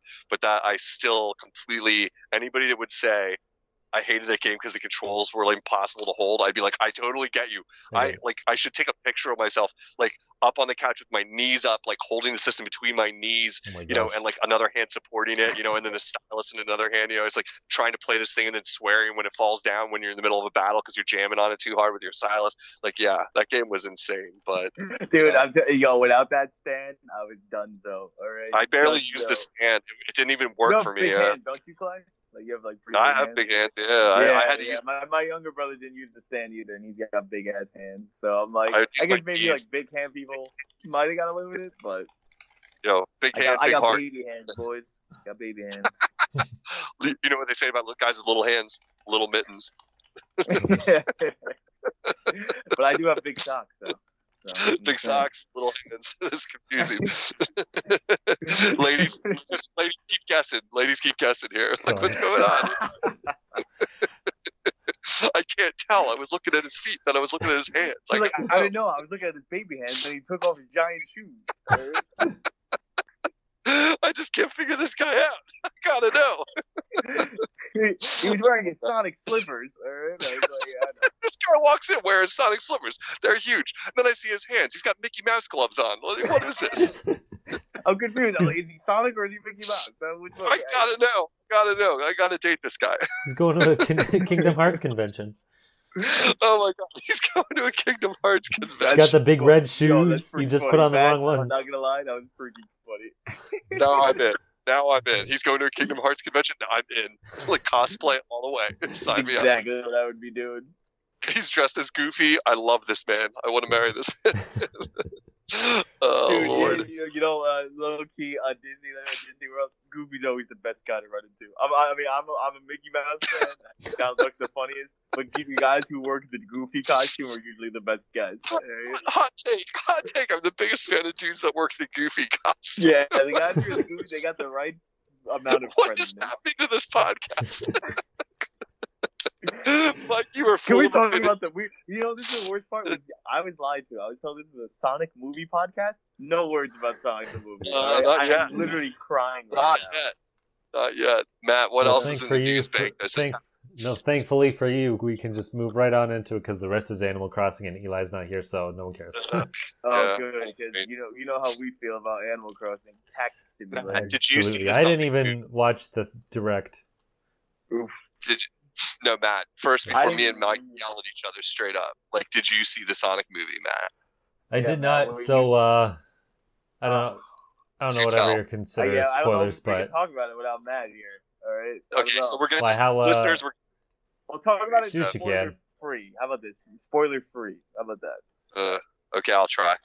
All right. Yo. Yeah, I'll try. First off, Matt, I'm telling Clay that this is the greatest video game movie ever. And he says no. But the thing is, though, he has nothing to compare it to. So, aren't I right, technically? All right? It's like, when you, it's like, this is a bad example, but I was going to say, it's like, when you gotta pick up dog poop, and then there's like the dehydrated dog poop that doesn't smell, and you're like, nice. Doesn't smell. So it's totally fine. First of all, that already sets the tone of what you rate this movie already. You're comparing it to different textured dog poops. I couldn't think of a good example. There is. I was like, because my original comparison is there's nothing good. It's like looking in trash. But if you look in the trash and there's an unopened Butterfinger or some other random candy, you're like, oh, it's unopened, completely in the wrapper, so it's still good. You know what I'm saying? Yeah, but it came from China and has the coronavirus in it. I know. Yeah, but it's the best coronavirus. Oh gosh, right? It's the tasty one. I mean, you're assuming I've never seen any other video game movies, which is not true. But go on. All right, so you want to eat a Butterfinger? No, I'm assuming you've seen them all, and I don't understand how you're like, wow, this isn't the best one, even though you've seen them all. I genuinely think watching the Super Mario Brothers movie is more entertaining than the Sonic movie. That's a genuine, not being snarky, comment, because it's a terrible movie, but it's funny because it's so bad. No, you only like that. But see, you only like it because when you were there, you didn't expect it to be bad. You expected it to be good. I didn't see that until I was an adult. True story. I never saw the movie when I was a kid. I've seen it as a kid, and I used to think it was good, and then I watched it, and I was like, wow, I'm very biased towards a lot of Nintendo things. But like this movie was Deadpool light is the best way to say this movie, Matt. So Deadpool kid-friendly Deadpool. Wait, Sonic? Yeah, dude, it's exactly how Deadpool plays out, dude. Like the movie starts off at the end, and he goes, "Oh, I'm having a bad day. Let's figure out how I got to here." Remember how Deadpool 1 starts like that? Yeah. Yeah, like that's exactly how. Okay, so you're saying like the structure. Yeah, exactly. Yeah, okay, Mike, I gotta ask you. Okay, so we're gonna try and avoid spoilers, but like, I gotta ask. Like, I wanted to leave, but me and my friend were like laughing that we agreed that like we're gonna try and stick this out. Like, is there any canon Sonic where his mom's an owl and then gets killed? That was just made up movie garbage. To be made up movie garbage. Okay. Also, it's not a spoiler if it happens 3 seconds in the movie. All right. Yeah, well, I don't want anyone to be sad that we spoiled it, that they made up an owl to be Sonic's mom, and then she gets shot, but they kind of don't show. Like he was a guardian, though. You know what I mean? Like, it kind of seemed more like that. But it was like they had a lot of teaser things about Sonic stuff, but at the same time, it was like, like it wasn't like, oh man, this is exactly how Sonic is. Like I knew they weren't gonna do that because that's not how things work. Think about the Uncharted movie that's already had 7 directors. Like they already have a full plot, but meanwhile they're out there making their own thing about it. Like, it's never going to be how the game's going to be. So I was like, I wonder how they're going to incorporate Sonic into a movie world kind of thing. So once I figured that part out, I was like, okay, they made up some baloney-ass, he's from some other... Yeah, he's like from some other planet or dimension, and he's going to warp through a hole in a ring. Yeah. be See, like, you know, so I talked to some people about that. whatsoever. Some people like the idea of the rings being warped because it's like when you beat a level, you know, Sonic goes through the ring. Yeah, So, he jumps into the ring, right? yeah, right. and I was like, you know what? That's kind of clever. I'll give it that. Kinda, I mean, it's, you know. but Yeah. other than that, you know, too much. For me, yeah. I mean, Go on. you're saying you like it or are willing to defend it because, well, your primary argument is like video game movies aren't very good, so it's better than a lot of them. And okay, maybe that's true. And they had like, a lot of, they had enough nerdy references while also incorporating it for people who don't know anything about the blue blur. It felt like the way Star Wars has to name drop, like, you know, I got a bad feeling about this. It's like they literally just write a scene that makes no sense for him to say chili dog in just for fan service. It's just we're just gonna sit here. He's just gonna say. Sometimes they just squeeze in because that's what they have to do, or they're like, oh, we're gonna market this kind of thing. I mean, I just watched OKKO Heroes, the Sonic crossover episode. Probably the best Sonic reference crossover thing I've ever watched. Like, I honestly recommend it for anyone who's a fan of, you know, American cartoons or just Sonic. Like, okay, it is so good, dude. Like, everything about it, I was like, wow, this is like, they just nailed everything about Sonic's character correctly. Every adventure, like every game kind of reference, like they nailed it, dude. And like the movie wasn't as good as that episode. Granted, you know, they have to do a certain objective. You know, like you can't just be like, yo, I'm gonna make Sonic 1 and yeah, that's it. Like that's gonna be the movie. Like shit don't work like that. Agreed. Don't. And agreed. But the thing is though, you also have to what's the word? You also have to appease to like the stupid majority. Where it's like everyone's like, oh, Sonic, because you know he's fast, and then they're gonna put the meme thing in it, like diddle diddle, and he's gonna have a chili dog. Like, of course you got to do that because then people are like, huh, see, I knew they were gonna do that, or like, oh, I know that about Sonic. It's like, wow, dude, you know, like the most basic thing on the planet, like claps for Patrick. But like the thing is though, that that's not what it's about. It's more of like, yes, I didn't like how Sonic's power can be stolen, kind of, you know, baloney like that or whatever. Yeah, they had to write that in so that he can't be fast all the time. They had to like make him cheesy. To be like, okay, well then we just made him an unkillable hero. Like, what are they gonna do? He's too fast, too furious, you know. And Vin Diesel. You know what? It's funny. I just said Vin Diesel and I made a Fast and Furious reference. He freaking made a Fast and Furious reference. Okay, that's how I knew that movie was funny. Mike, okay?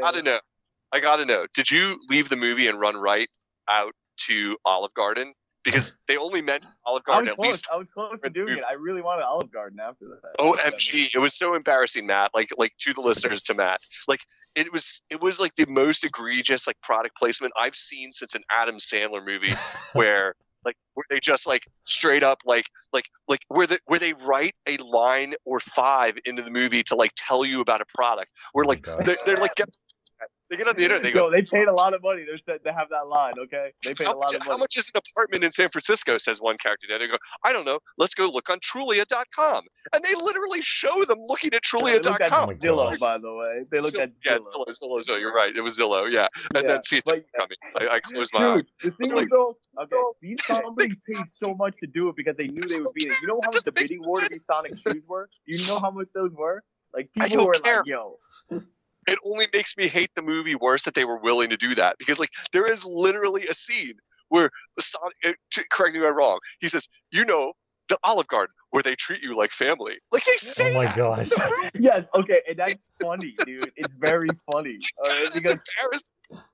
It's funny because it's like, first off, Sonic shouldn't really be mentioning these kind of things. And second off, it's just funny because it's like Family Guy funny. Like this is funny because you know this like these are just like dumb references kind of thing, and it's just like they were not like a Family Guy reference where like Peter Griffin would be like winking at the camera while he like makes a shitty reference, and then they show him like barfing his guts out after he eats at Olive Garden to like throw it in your face, so like he was making fun of it. It's like it's delivered like cold and empty of like it's straight up blame Ben Schwartz for that if you have a problem with that. I blame whoever greenlit it. I blame whoever's behind it. I'm not blaming Sonic because he's an imaginary character in a crappy movie. Whoever wrote this crap is like at fault. Yes, like I blame. Okay, you're just mad at the people who paid money to be in, you know, who literally were like, I want to be in the Sonic movie, so I'm going to pay that big money to be in it. The director doesn't have to say yes to that crap. Like, they don't have to say yes to that. It was. Yes, they do, because guess what? They need money to make this movie. Do you know how much gosh. an ad, dude? Like, I saw the Sonic ad like everywhere. Okay, so I guess I just don't understand, since I see lots of movies, and I don't see a lot of movies where I have to endure a commercial inside the movie. Or at the very least, it's just like they on a building. Funny. They delivered it funny. It's like okay, it's believable. fine then. It's not like it's not like a guy that's like, oh, here's Sonic with his Starbucks coffee and his other bullshit like that. Okay? It was like it's worse if it's fine if it's a background element, because it's like it's not in your face, but it's there, but it also kind of makes it believable, he makes because fun of it like Deadpool would make fun of it though, Matt. No, it's not like, oh, ha ha ha, like I disagree. Like, oh, I need to go to Starbucks right now because that's totally me. No, it'd be like, all right, here's a dumb joke, and I'm gonna throw in where the dumb joke comes from. We're gonna have to agree to disagree, because to me it was like as blatant product placement as you could make it. I do not agree it was like Deadpool, because again, that would be like Family Guy, where like a split second later there would be a joke that would make fun of him doing it, and there was nothing like that. It was like they literally were telling you go to all.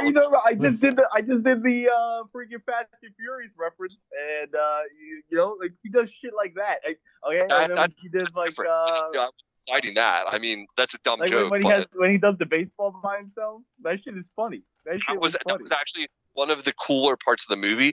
And if there would have been more stuff like that, and if Jim Carrey would have been in the movie more than like 15 minutes, it might have been a good movie. A lot. Yo, all of Jim Carrey's movies, spots were gold though. Like all his spots, he was fantastic in every aspect. I felt like he was. Maybe I expect too much from him, but I felt like he was to go in the sequel. Like, yeah. I mean, I don't blame him. He's getting older, and hey, any role, and he probably got paid a ton. But like, I honestly felt like I guess I expected more from him, from the guy who can do Ace Ventura and stuff like that, and being a living legend as he is. Like, I felt like he was like turned down to volume 4 out of 10, like where it's like, because it's just like, I don't know, I didn't get a lot from him. I felt like a lot of it was like, I mean, the best thing you could say he did in the movie is the dancer team when he's in his spaceship at that one part. Oh my god, dude, that shit. You know what I mean? Like that's the best thing in the movie that he does, and the rest of it is like you can tell because he's acting with no one there. It's like the problem of doing like a Marvel movie when you have to like talk to like Rocket and Rocket isn't standing there, and you have to like pretend you're acting, and there's like I don't know. I only saw it because of Jim Carrey. And I was like, I didn't hate it, but I was like, I thought everything he was in, he was like he got to be himself. Like it wasn't like, oh, Jim, you can't do you. I guess. At the same point, doesn't that clash with the fact that Eggman's character isn't really Jim Carrey? Right. So I mean, but they had to do something because Eggman has like no personality anyway. So I mean, other than being evil, that's that's his thing. Yeah. It's like I was fine with that. That doesn't like if the movie would have been more of a Jim Carrey vehicle. The stuff that I hated was like the lazy writing for like all the. I really hated the human lead. All that stuff was so boring with him and his family. Like there were parts where there were like no. Though. Like now they had to set this up to be like, oh, here's a regular. It wasn't like this is going to be Sonic Universe. It seems like a sequel, if ever would happen, it would be based in the now it would be a Sonic universe kind of thing. Like now they can be like, we can make a Sonic movie. You can't be making these video game movies and just be like, well, we want to do video game shit in it. Of course we want to do video game shit in it, but guess what? We're the minority. Okay, video games may be bigger media now, but that's not what sells, dude. It doesn't. You know what I just couldn't get over, Mike, though? You know what I just couldn't get over? This is a real like specific point that I couldn't get over about the movie. I couldn't get over the fact that we are supposed to straight-facedly accept the idea that a cop on a cop's salary from like Minnesota or wherever the hell they were could go and afford to live in San Francisco. He was in Montana, Green Hills, Montana. In Montana, could afford to get an apartment in San Francisco. That makes no sense. Yeah, that was a damn dirty lie. I totally agree with that, bro. All the way. I like how that's the thing that takes you out of the movie with a rodent. So absurd. It was. That's the only thing I'm with you with. All right. No, it was so absurd. It was laughable out loud. Like that. Me and my friend that I went to see actually grew up in San Francisco, and his family still lives there. And we were like giggling to each other. We luckily picked seats by ourselves, like all over on a corner of the theater where we weren't near all the families with their little baby kids, like that were probably having a good time watching a movie with their little baby kids. Dude, there's so many kids. I went to see it at 2 a.m. the day it launched, bro. Mad kids, bro, for no reason. We were like giggling away at the wrong parts was the problem. So it was good there was no one near us, because like the moment when they did the Olive Garden, I think we both like lost it so hard that we were like falling out of our chairs like giggling. We were like, oh my god, this is embarrassing. This is so terrible. Like that was the funniest thing to us. We were having a good time because we were laughing at the wrong parts, like not at the jokes. Like, so I will say, like, we made it through it, but thank God. Dude, apparently I was laughing a lot during the movie, but the thing is, I just found it generally funny. And again, you're talking to a guy who thought the original design wasn't bad until he re-looked at it. Like, remember, I was like, all right, I'm gonna see it. Like, it didn't matter. I didn't care about it either. I mean, I wasn't like the internet, like about that. I was like, I don't care. Like, it's a stupid Sonic design. To me, that whole thing was like, I don't know, the internet getting out of control kind of. I mean, was it good? No. Was it like, oh my god? If you go back though, now, have you gone back and looked at it? Like, it's pretty ugly, dude. Like, it's pretty ugly. I don't disagree. I don't think it's good. You know what I mean? It's one of those things where it's like, the internet though. I'm just old enough that like a lot of times I feel like the internet, I roll my eyes at it because it feels like a lot of kids screaming, and in that case, somebody listened to them, and it's just like, whatever. Well, in that case, I was gonna say, in that case, usually like the internet gets angry at stuff, but I think most people were just like pointing and laughing at how like horrible it was. It's like, oh my gosh, this is the worst thing ever. You're so stupid. Right. Versus like actually getting angry, and then like, no one's gonna watch this or whatever, and then they like actually changed it because they realized, oh crap, this is ugly. We're gonna piss off. I don't like hardcore fans are probably gonna see it anyway, but they're gonna piss off the normal audience. Yeah, they're gonna be like, this thing's ugly. I'm not gonna bother. So I think they somewhat saved it there, but yeah. It also would be funny if they had a cut of the movie with that old model, and I wonder how much funnier it would be to see that horrible model. That would have been a very meta joke. Like, and that's the thing is though, that game, like the movie felt like it could have done something meta like that. It did do, this is a terrible spoiler, but they're like, oh, they brought the Sonic meme. You know what I mean? The Sonic. Yeah, I heard that. That was in it. But, it wasn't like it was, I mean, the way it was implemented, not terrible. But, memes are memes. Things are, that's dated comedy. I think that's something I've always heard about. Like, dated comedy will never be good later on. And that's what makes, like, Spaceballs so good. Because it's not, like, really that many cultural references in it. So you're not like, I don't get it. It's more like, that's a great point about the dating your comedy with memes. It really is. You're just like, that is a great, but the thing is though, it's not like delivered like, oh, this is this line, like it's more like, oh, okay, like it's a very small thing. If they would have based the full joke off that and like gone deeper with it, then it would have been shit, and that's where I think the comedy was okay in that movie, where it didn't force it, like. You know what I just thought of? That'd be funny if Sonic is in a battle and somehow,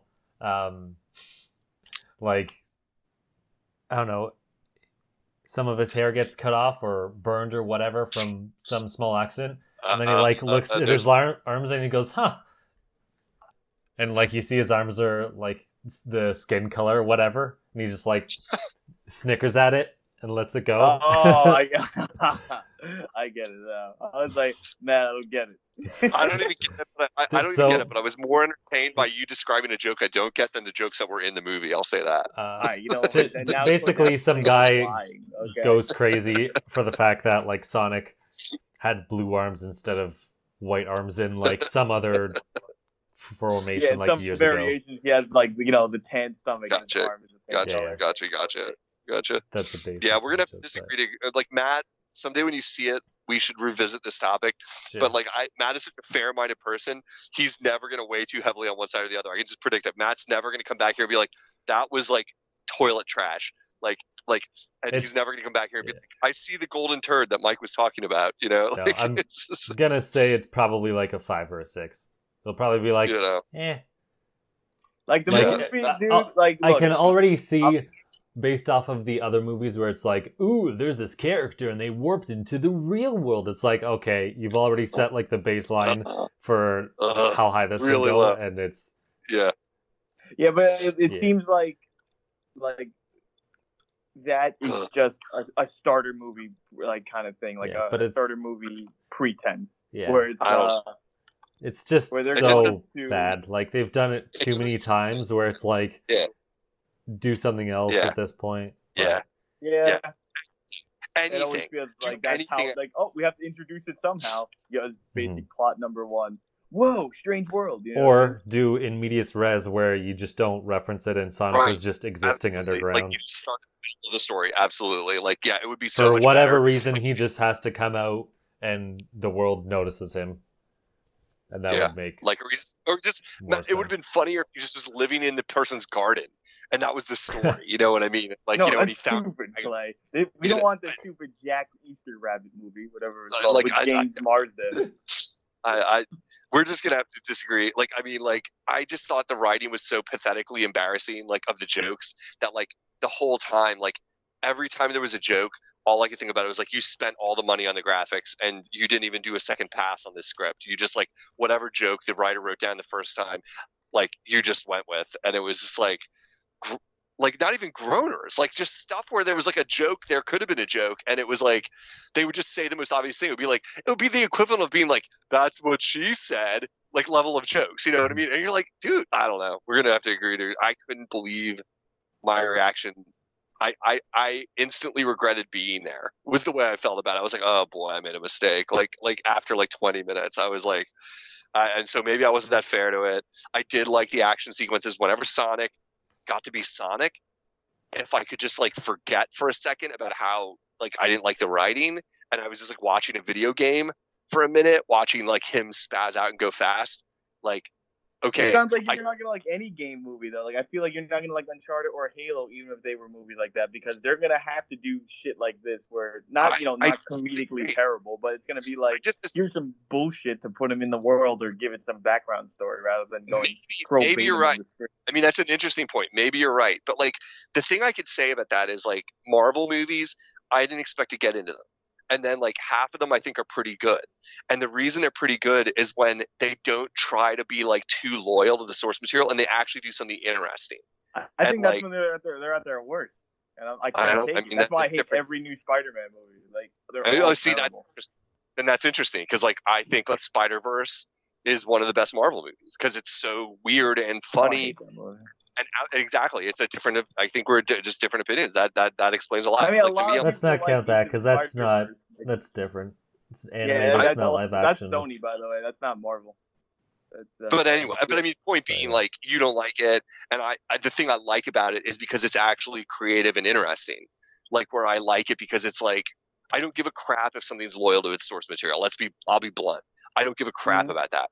I just want to see a good movie. Like, so Sonic. Okay. I wouldn't have given a crap if Sonic wore a fucking purple T-shirt. Excuse my language. And like his sneakers were like his own head on slippers. You know, like I wouldn't. He should have had that in the movie. You know, yeah, like merchandise of himself at the end. Yeah, would have been cool. I mean, he could have had sneakers for hands, and you're. Like, I guarantee if they would have thought of it, they would have done it. Like they would have like, Olive Garden, we could make sneakers out of his own socks. But yeah, I like. That's why, like, I mean, because like, yeah, most video game movies are sucky, but like that doesn't mean just because like that's true that I'm going to give it a pass and like it on some level. But I respect that you liked it. I'm going to stop pooping on it now because like you enjoyed it, and that's enough because I've made my point. Yeah, I thought it was funny, and like it was just true enough to like Sonic in the sense where I was like, man, I didn't watch a garbage, you know, or I didn't watch a Goomba be 7 feet tall and wear a tux kind of thing. You know? Okay. Like the Mario movie, I always liked the Mario movie because Mario's like Sonic's my favorite video game character, but like I love Mario games. Like they're like a franchise I will always buy no matter what it is.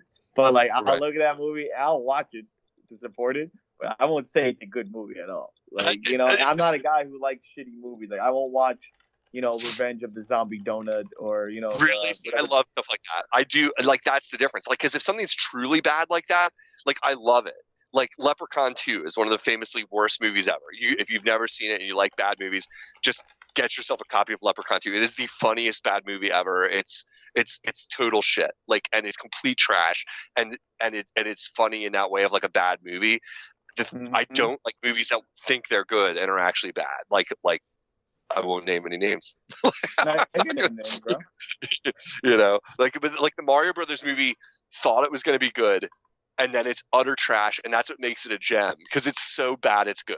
It's that classic so bad it's good like zone where you're like, this isn't. No, I can't agree with that. Did you see not The Room? What was it? The disaster Room, movie? yeah. Disaster Artist? Wait, like well, the no, making of The Room? Oh yeah. The disaster artist. Like, see, I thought that movie was funny because they were talking about how they made that shit movie. Like, I thought that was funny. Original Room is better. That's why they made it. But I mean, like, I can't take that cringe kind of badness. Really? Like shit. That's insane. That's wild to me because like that's like my mind goes crazy for stuff like that. I love like Matt. If you've never seen it, The Room is famously one of the worst films of all time. It's called The Room. Okay.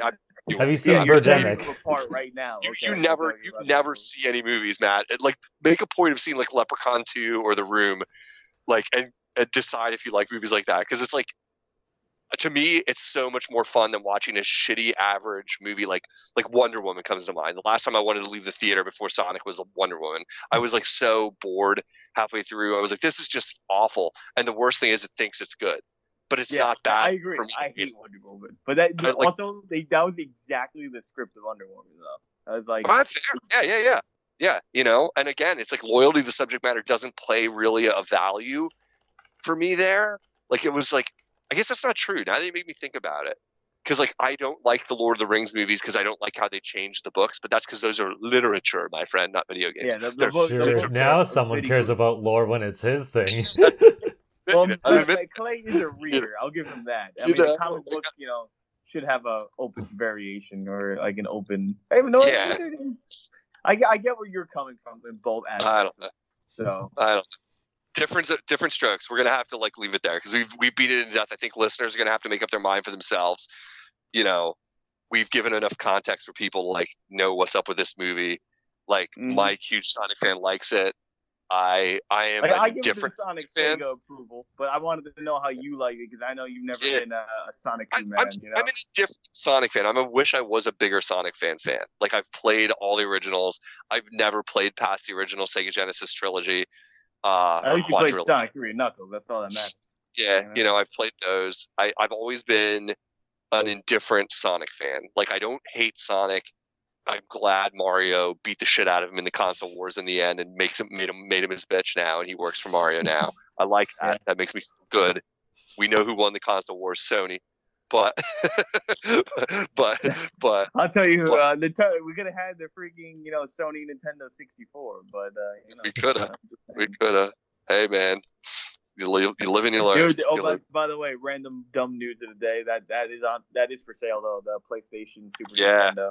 It hasn't ended yet. It hasn't. I know the bidding was probably already did, but I'm just letting people know if they were interested. Developed Oculus was like all bragging about how he was winning the bids. I know that, like that it was like, and nobody wanted him to get it for some reason.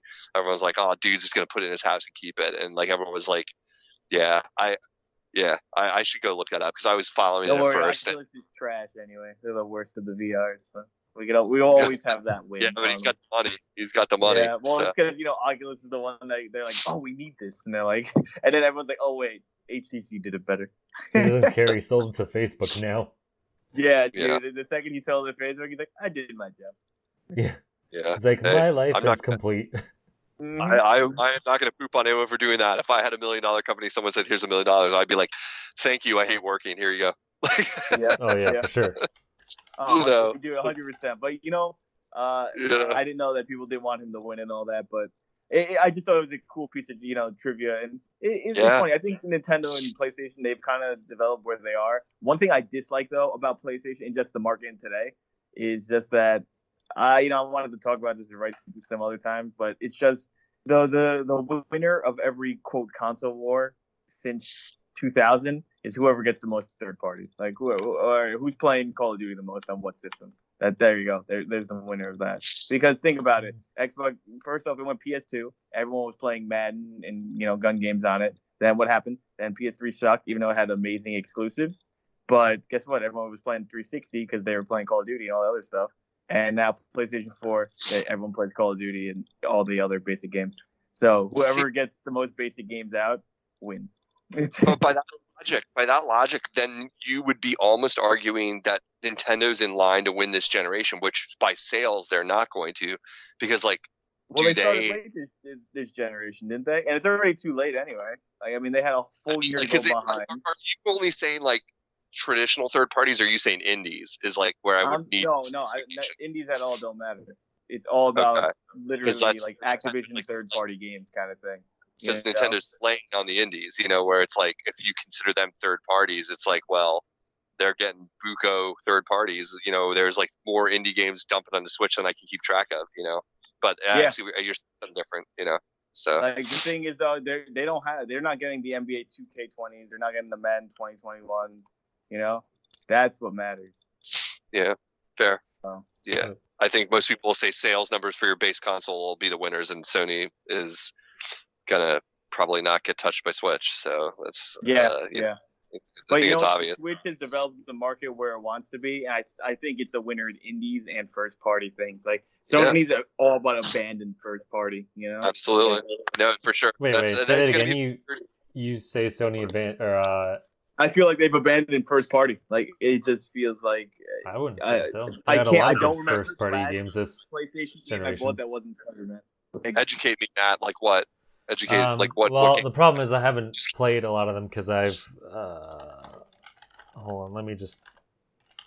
I haven't plugged in my PlayStation 4 since I came back to New York. Problem is I bought a PlayStation 4 several years in, and I had a backlog, and then I still haven't gotten to them because it's just too many games piled on. Yeah. God of War, Spider-Man, Horizon Zero Dawn. Yeah, those are all 2018 games, though. I think Neo was multi-platform, so I don't know why that's listed. That's just banned. I'm just saying though, I haven't bought a PlayStation first party game in so long. Horizon Zero Dawn was kind of overrated and just kind of came out between. Spider-Man and Spider-Man and God of War came out within the same month. Bloodborne's another one here. That's when the PlayStation 4 launched. But Mike, just clarify. You said a ban. I would say that's not accurate. Just because they don't have a lot, maybe right now in the conversation, doesn't mean they've abandoned. You know what I'm saying? I hear what you're saying. But I think even if Mac named these AAA games that I've heard of, and I don't follow PlayStation at all, those games in the are last mega few years, old. They haven't done anything. No, some of them were in the earlier years, and some of them were recent. I don't consider anything recent if it's over 2 years. Video games they don't have the music life of a music they don't have the lifespan of music, which dies after a month or two because that's how top 40 songs work. So what do you constitute as them abandoning? Yeah, in the sense where there's nothing to look forward to from the company. The only thing I know is Last of Us 2's coming out, and they delayed it 4 times because they knew it wasn't. Okay, so you just mean from this point looking forward? Because you made it sound during the PS4 generation they abandoned. Yeah, that's what it feels like. It feels like it's PlayStation 3. They were throwing out. There was Resistance. There was Ratchet and Clank. There was the full Uncharted trilogy. There was some games I don't play, so I don't really want to name them. But the thing is, ever since PlayStation 4 came out, they're okay, here's Bloodborne, here's Uncharted 4, and it's okay, we're getting stuff, and it's okay, PlayStation's coming out to hit it hard. Here's Final Fantasy 15 first. Okay, cool.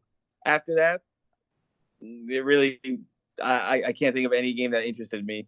And I remember I waited on my PS4 to get a PS4 Pro because I was I knew they were going to do something like that. Mm-hmm. And after I caught up, and then I was oh man, I can't wait for Spider-Man. I can't wait for this.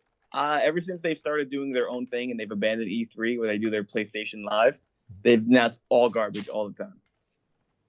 I love PlayStation. I've had every PlayStation. I have every type of Vita. I've got not Vita, PSP. I've got a Vita. I have PS TV, aka Vita TV, which nobody on the planet owns. Okay, like I have all my PlayStations. It's just like, dude, I think PS4 is the worst PlayStation there is. So it just sucks. I'm like, I don't like, main third party games everyone could get. Like, I don't need to play Assassin's Creed, Call of Duty, etc. Sorry, I'm like, just on Google or whatever. I'm not really interested in Death Stranding, but that was recent. Ghost of Tsushima is Sucker Punch. The most I like how Mike acts like he hasn't heard so of it. that's actually coming up. Yeah, I don't know. I think we were taking issue with your word, Mike. Like you were saying abandoned. That's too strong. Like, I maybe. Guess. I would definitely say they're quiet on the future, but that's also because they haven't even announced PS5 officially, and they're definitely going to have stuff there. So, I mean, it makes sense that they're quiet. Also, at the same time, we've been waiting I don't want to say literally, but somewhere around 6 months for a Nintendo Direct, and all we know that's coming out this year is Animal Crossing and Pokemon Mystery Dungeon, which is like a side game. We have BOTW 2 news coming. And we don't even know if that's this year, so that doesn't count. Yeah, it's probably not even this year. Working titles. What 4 working titles? Metroid Prime 4. That's not coming for another 2 years. Yeah, the point being, that's making the same point I was going to make at some point. Like I was going to say, saying Sony's abandoned first party stuff is like saying Nintendo's abandoned all these core franchises. It's like that's not true. Nintendo makes not talking about them. They make updates on it, or they at least make fake announcements to get people hyped. Yeah. Okay, I'd rather take a fake announcement other than where's Uncharted 5, where's Uncharted prequel or some bullshit, where's the next sequel for these kind of things. Like, it just feels like I have a PlayStation and I'm like, Sony's going to do something with it. And they're like, well, you should just play all the games that are multi-platform. And I'm like, I don't want to do that. I guess the difference is that in between the Switch has put out, all these Wii U ports. So it seems like there's more out there when, honestly, I don't think the first party output is any faster than the Wii U, even though all the 3DS developers should be working on Switch games because there's no 3DS anymore. And I get it. Making 3D, going from 3DS games to Switch is going to be a jump and take a bit more time. At the same time, however, it almost seems like, despite the fact that the 3DS has been basically dead, their output doesn't seem any more frequent. It's like, okay, yeah, you have your 3 big games a year or whatever. It's like, okay, what happened to all these developers? Did they just drop dead? Where all these games we're supposed to be getting more games because they have no other options, and it's still not coming. It is their job to give us games, and they're like, They're not even making indie games when they did Pushmo and Harmonite and all these other stuff. They're not even doing that. It's like, what the heck are these people doing? Clips. That was even. I do kind of miss even though those weren't really they weren't my forte. The idea of having Pushmo or the Sakura robot Samurai, guy like Chibi Robo or something like that would be nice. But I really don't know what they are doing with. Not I know Clay said core franchises, but I just can't see counting F-Zero or Star Fox as core franchises anymore. It's just like. These games, yes, they are. They are. Nintendo, but at the same time, and they're big name Nintendo. They're too infrequent to be oh man, you gotta watch out for these guys. I'm pretty. Captain Falcon is a Smash Brothers character now. He really is. But I don't know. The idea of I feel like they're trying to also capitalize on their mistake of Wii U, which. Is an all right idea. I do go you're saying, man. It's kind of ass because if you think about this past year, what did we get? New Super Mario Brothers U Deluxe. Did we also get Donkey Kong, or was that the beginning of the end of last year or something like that? Doesn't matter. That's another Wii U port. And then we're gonna get Xenoblade Remade, which I think they put too much marbles in Xenoblade because I absolutely think that franchise is overrated. But we aren't getting quote unquote new games. It would be nice for them to I'm not saying they should make obscure sequels or they should like, oh man, we need to put all our money into, making, bring back some franchises, or I mean, completely re-upping franchise. But it would be nice for them to actually go back into the Wii catalog and be like, you know what? Here you guys go. Maybe I don't want to say Galaxy or something like that, but get people excited. Re-release the Prime trilogy on digital because it'd be cheaper, or work on some idea for playing past games. Like the Switch is the closest thing people are going to get to. I want to say an emulation tool with Super Nintendo on it right now, and it would be like there's no way that they can't run N64 games on it. Like I would know my second Switch, which is definitely not hacked, can play N64 games. So, I mean, the Wii U could. So, yeah, if the Wii U I mean, I'd rather have GBA or 3DS kind of games. Yeah, that's asking for a lot, but it'd be nice if they started doing something with these abundance of franchises they have. Like, I'm not always asking for a new game, but I do I know I'm one of those guys. I might be in the minority where it's like, oh, we have to, they're just gonna rehash old shit. Like, if they rehash old shit and add some stuff, then I'm okay with it. If they just completely rehash it and we're like, well, you guys asked for Prime 1, and here you go. Exactly Prime 1. I'll be like, I don't want that, Yeah. But if they're like, okay, we updated this, or we added extra bosses, I'm like, okay, now you got me. And Nintendo seems to usually do that, so. Unlike Sony, who doesn't do anything with their franchise. Except for sell them away. They're washed up. The end. Sony's washed up. That's it. They got lucky. That Xbox was so bad out the gate with all their bad announcements that their negative press made PlayStation 4 sell. Yeah. All right. So. Well, with that note, I think we're gonna have to wrap it up. You can find me at the Mango Viking on Facebook, Twitter, YouTube, and Source Gaming.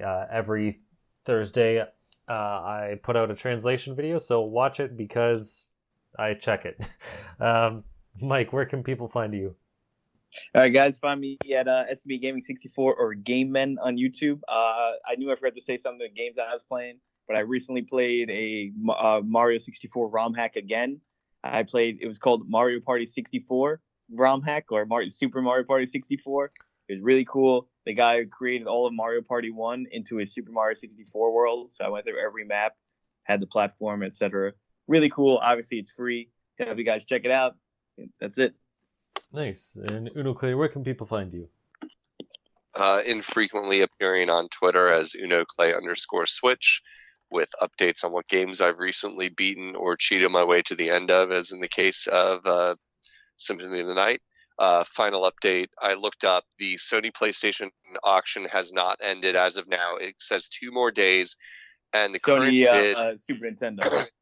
Yeah, excuse me, yeah. Exactly, sorry, I misspoke. Yeah. And the current bid is only at $280,000. And nice. I had thought I had heard... I'm not citing anything off the top of my head. I thought I had heard they'd turned down an offer of $1 million already. So I don't know what's going to go on with this. And this is a weird auction site. It's not on eBay. It's on a website called comics.ha.com that I've never seen before. And it says no reserve. So is someone really gonna get this for around $300,000? I'm really shocked, because I know that's a lot of money. But is this the highest ever for a system or something like that? I don't know, but it's such a one of a kind item in gaming history. I don't know. It's so cool. It's the coolest thing. Honestly, to have it. I don't even think it plays CDs, right? Just play Super Nintendo games. Yeah, it shows cartridges. Yeah, dude. But I mean, how badass is it? How badass is it?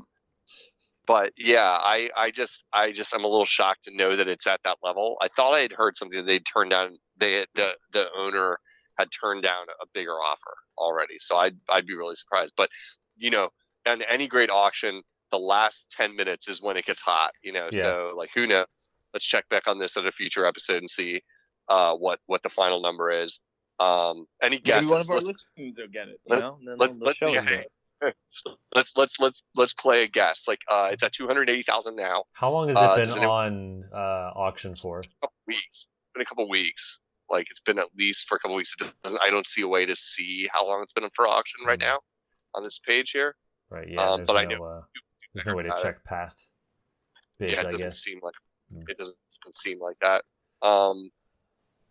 I'll take a guess, and if anyone else wants to take a guess, let's guess to see if we can get close. I'll guess final sell if they let us see it. I'll guess, I don't know, $430,000. I'll just like go a little bit like around 430,000. I don't know. Any guesses? I mean, we're just shooting in the dark. There's no basis for any information. I'm going around 600. I think if 600. somebody's willing to offer $1 million, I think they're going to play it to the last hour, and then they might swoop in with something crazy. Yeah, who knows? Maybe I'm going low, maybe I'm going high. Not any guesses. I was gonna guess 450. Maybe I'll go for the even 500 then. All right. Okay. Yeah, that was my initial guess. It just seems like something crazy could happen last second, where it's this is such a crazy item to go on sale. Yeah. I've never really followed game auction kind of things. I'm always like, damn it, man, it's always some stupid game that sells for like $50K, and I'm like, oh man, that's a lot. I wish I had that stupid game, but yeah, I never thought of something going like 6 figures. I'm like, damn it, I knew I should have bought Jimbo's Palaya. All right, like shit, dude. Why did I buy Mario 64? Like, what a moron I am. All right. Nice. All right. Well, cool. So that's it. Yep. So you can find. Shoot, I was going to repeat the same thing. Wherever you're listening, you can find us at Just Another Castle on every platform on the internet. Hit us up with your questions, or if you're interested in being a guest at Just Another Castle, or me directly at the Mango Viking. So until next time, leave luck to the heavens and leave gaming to Nintendo.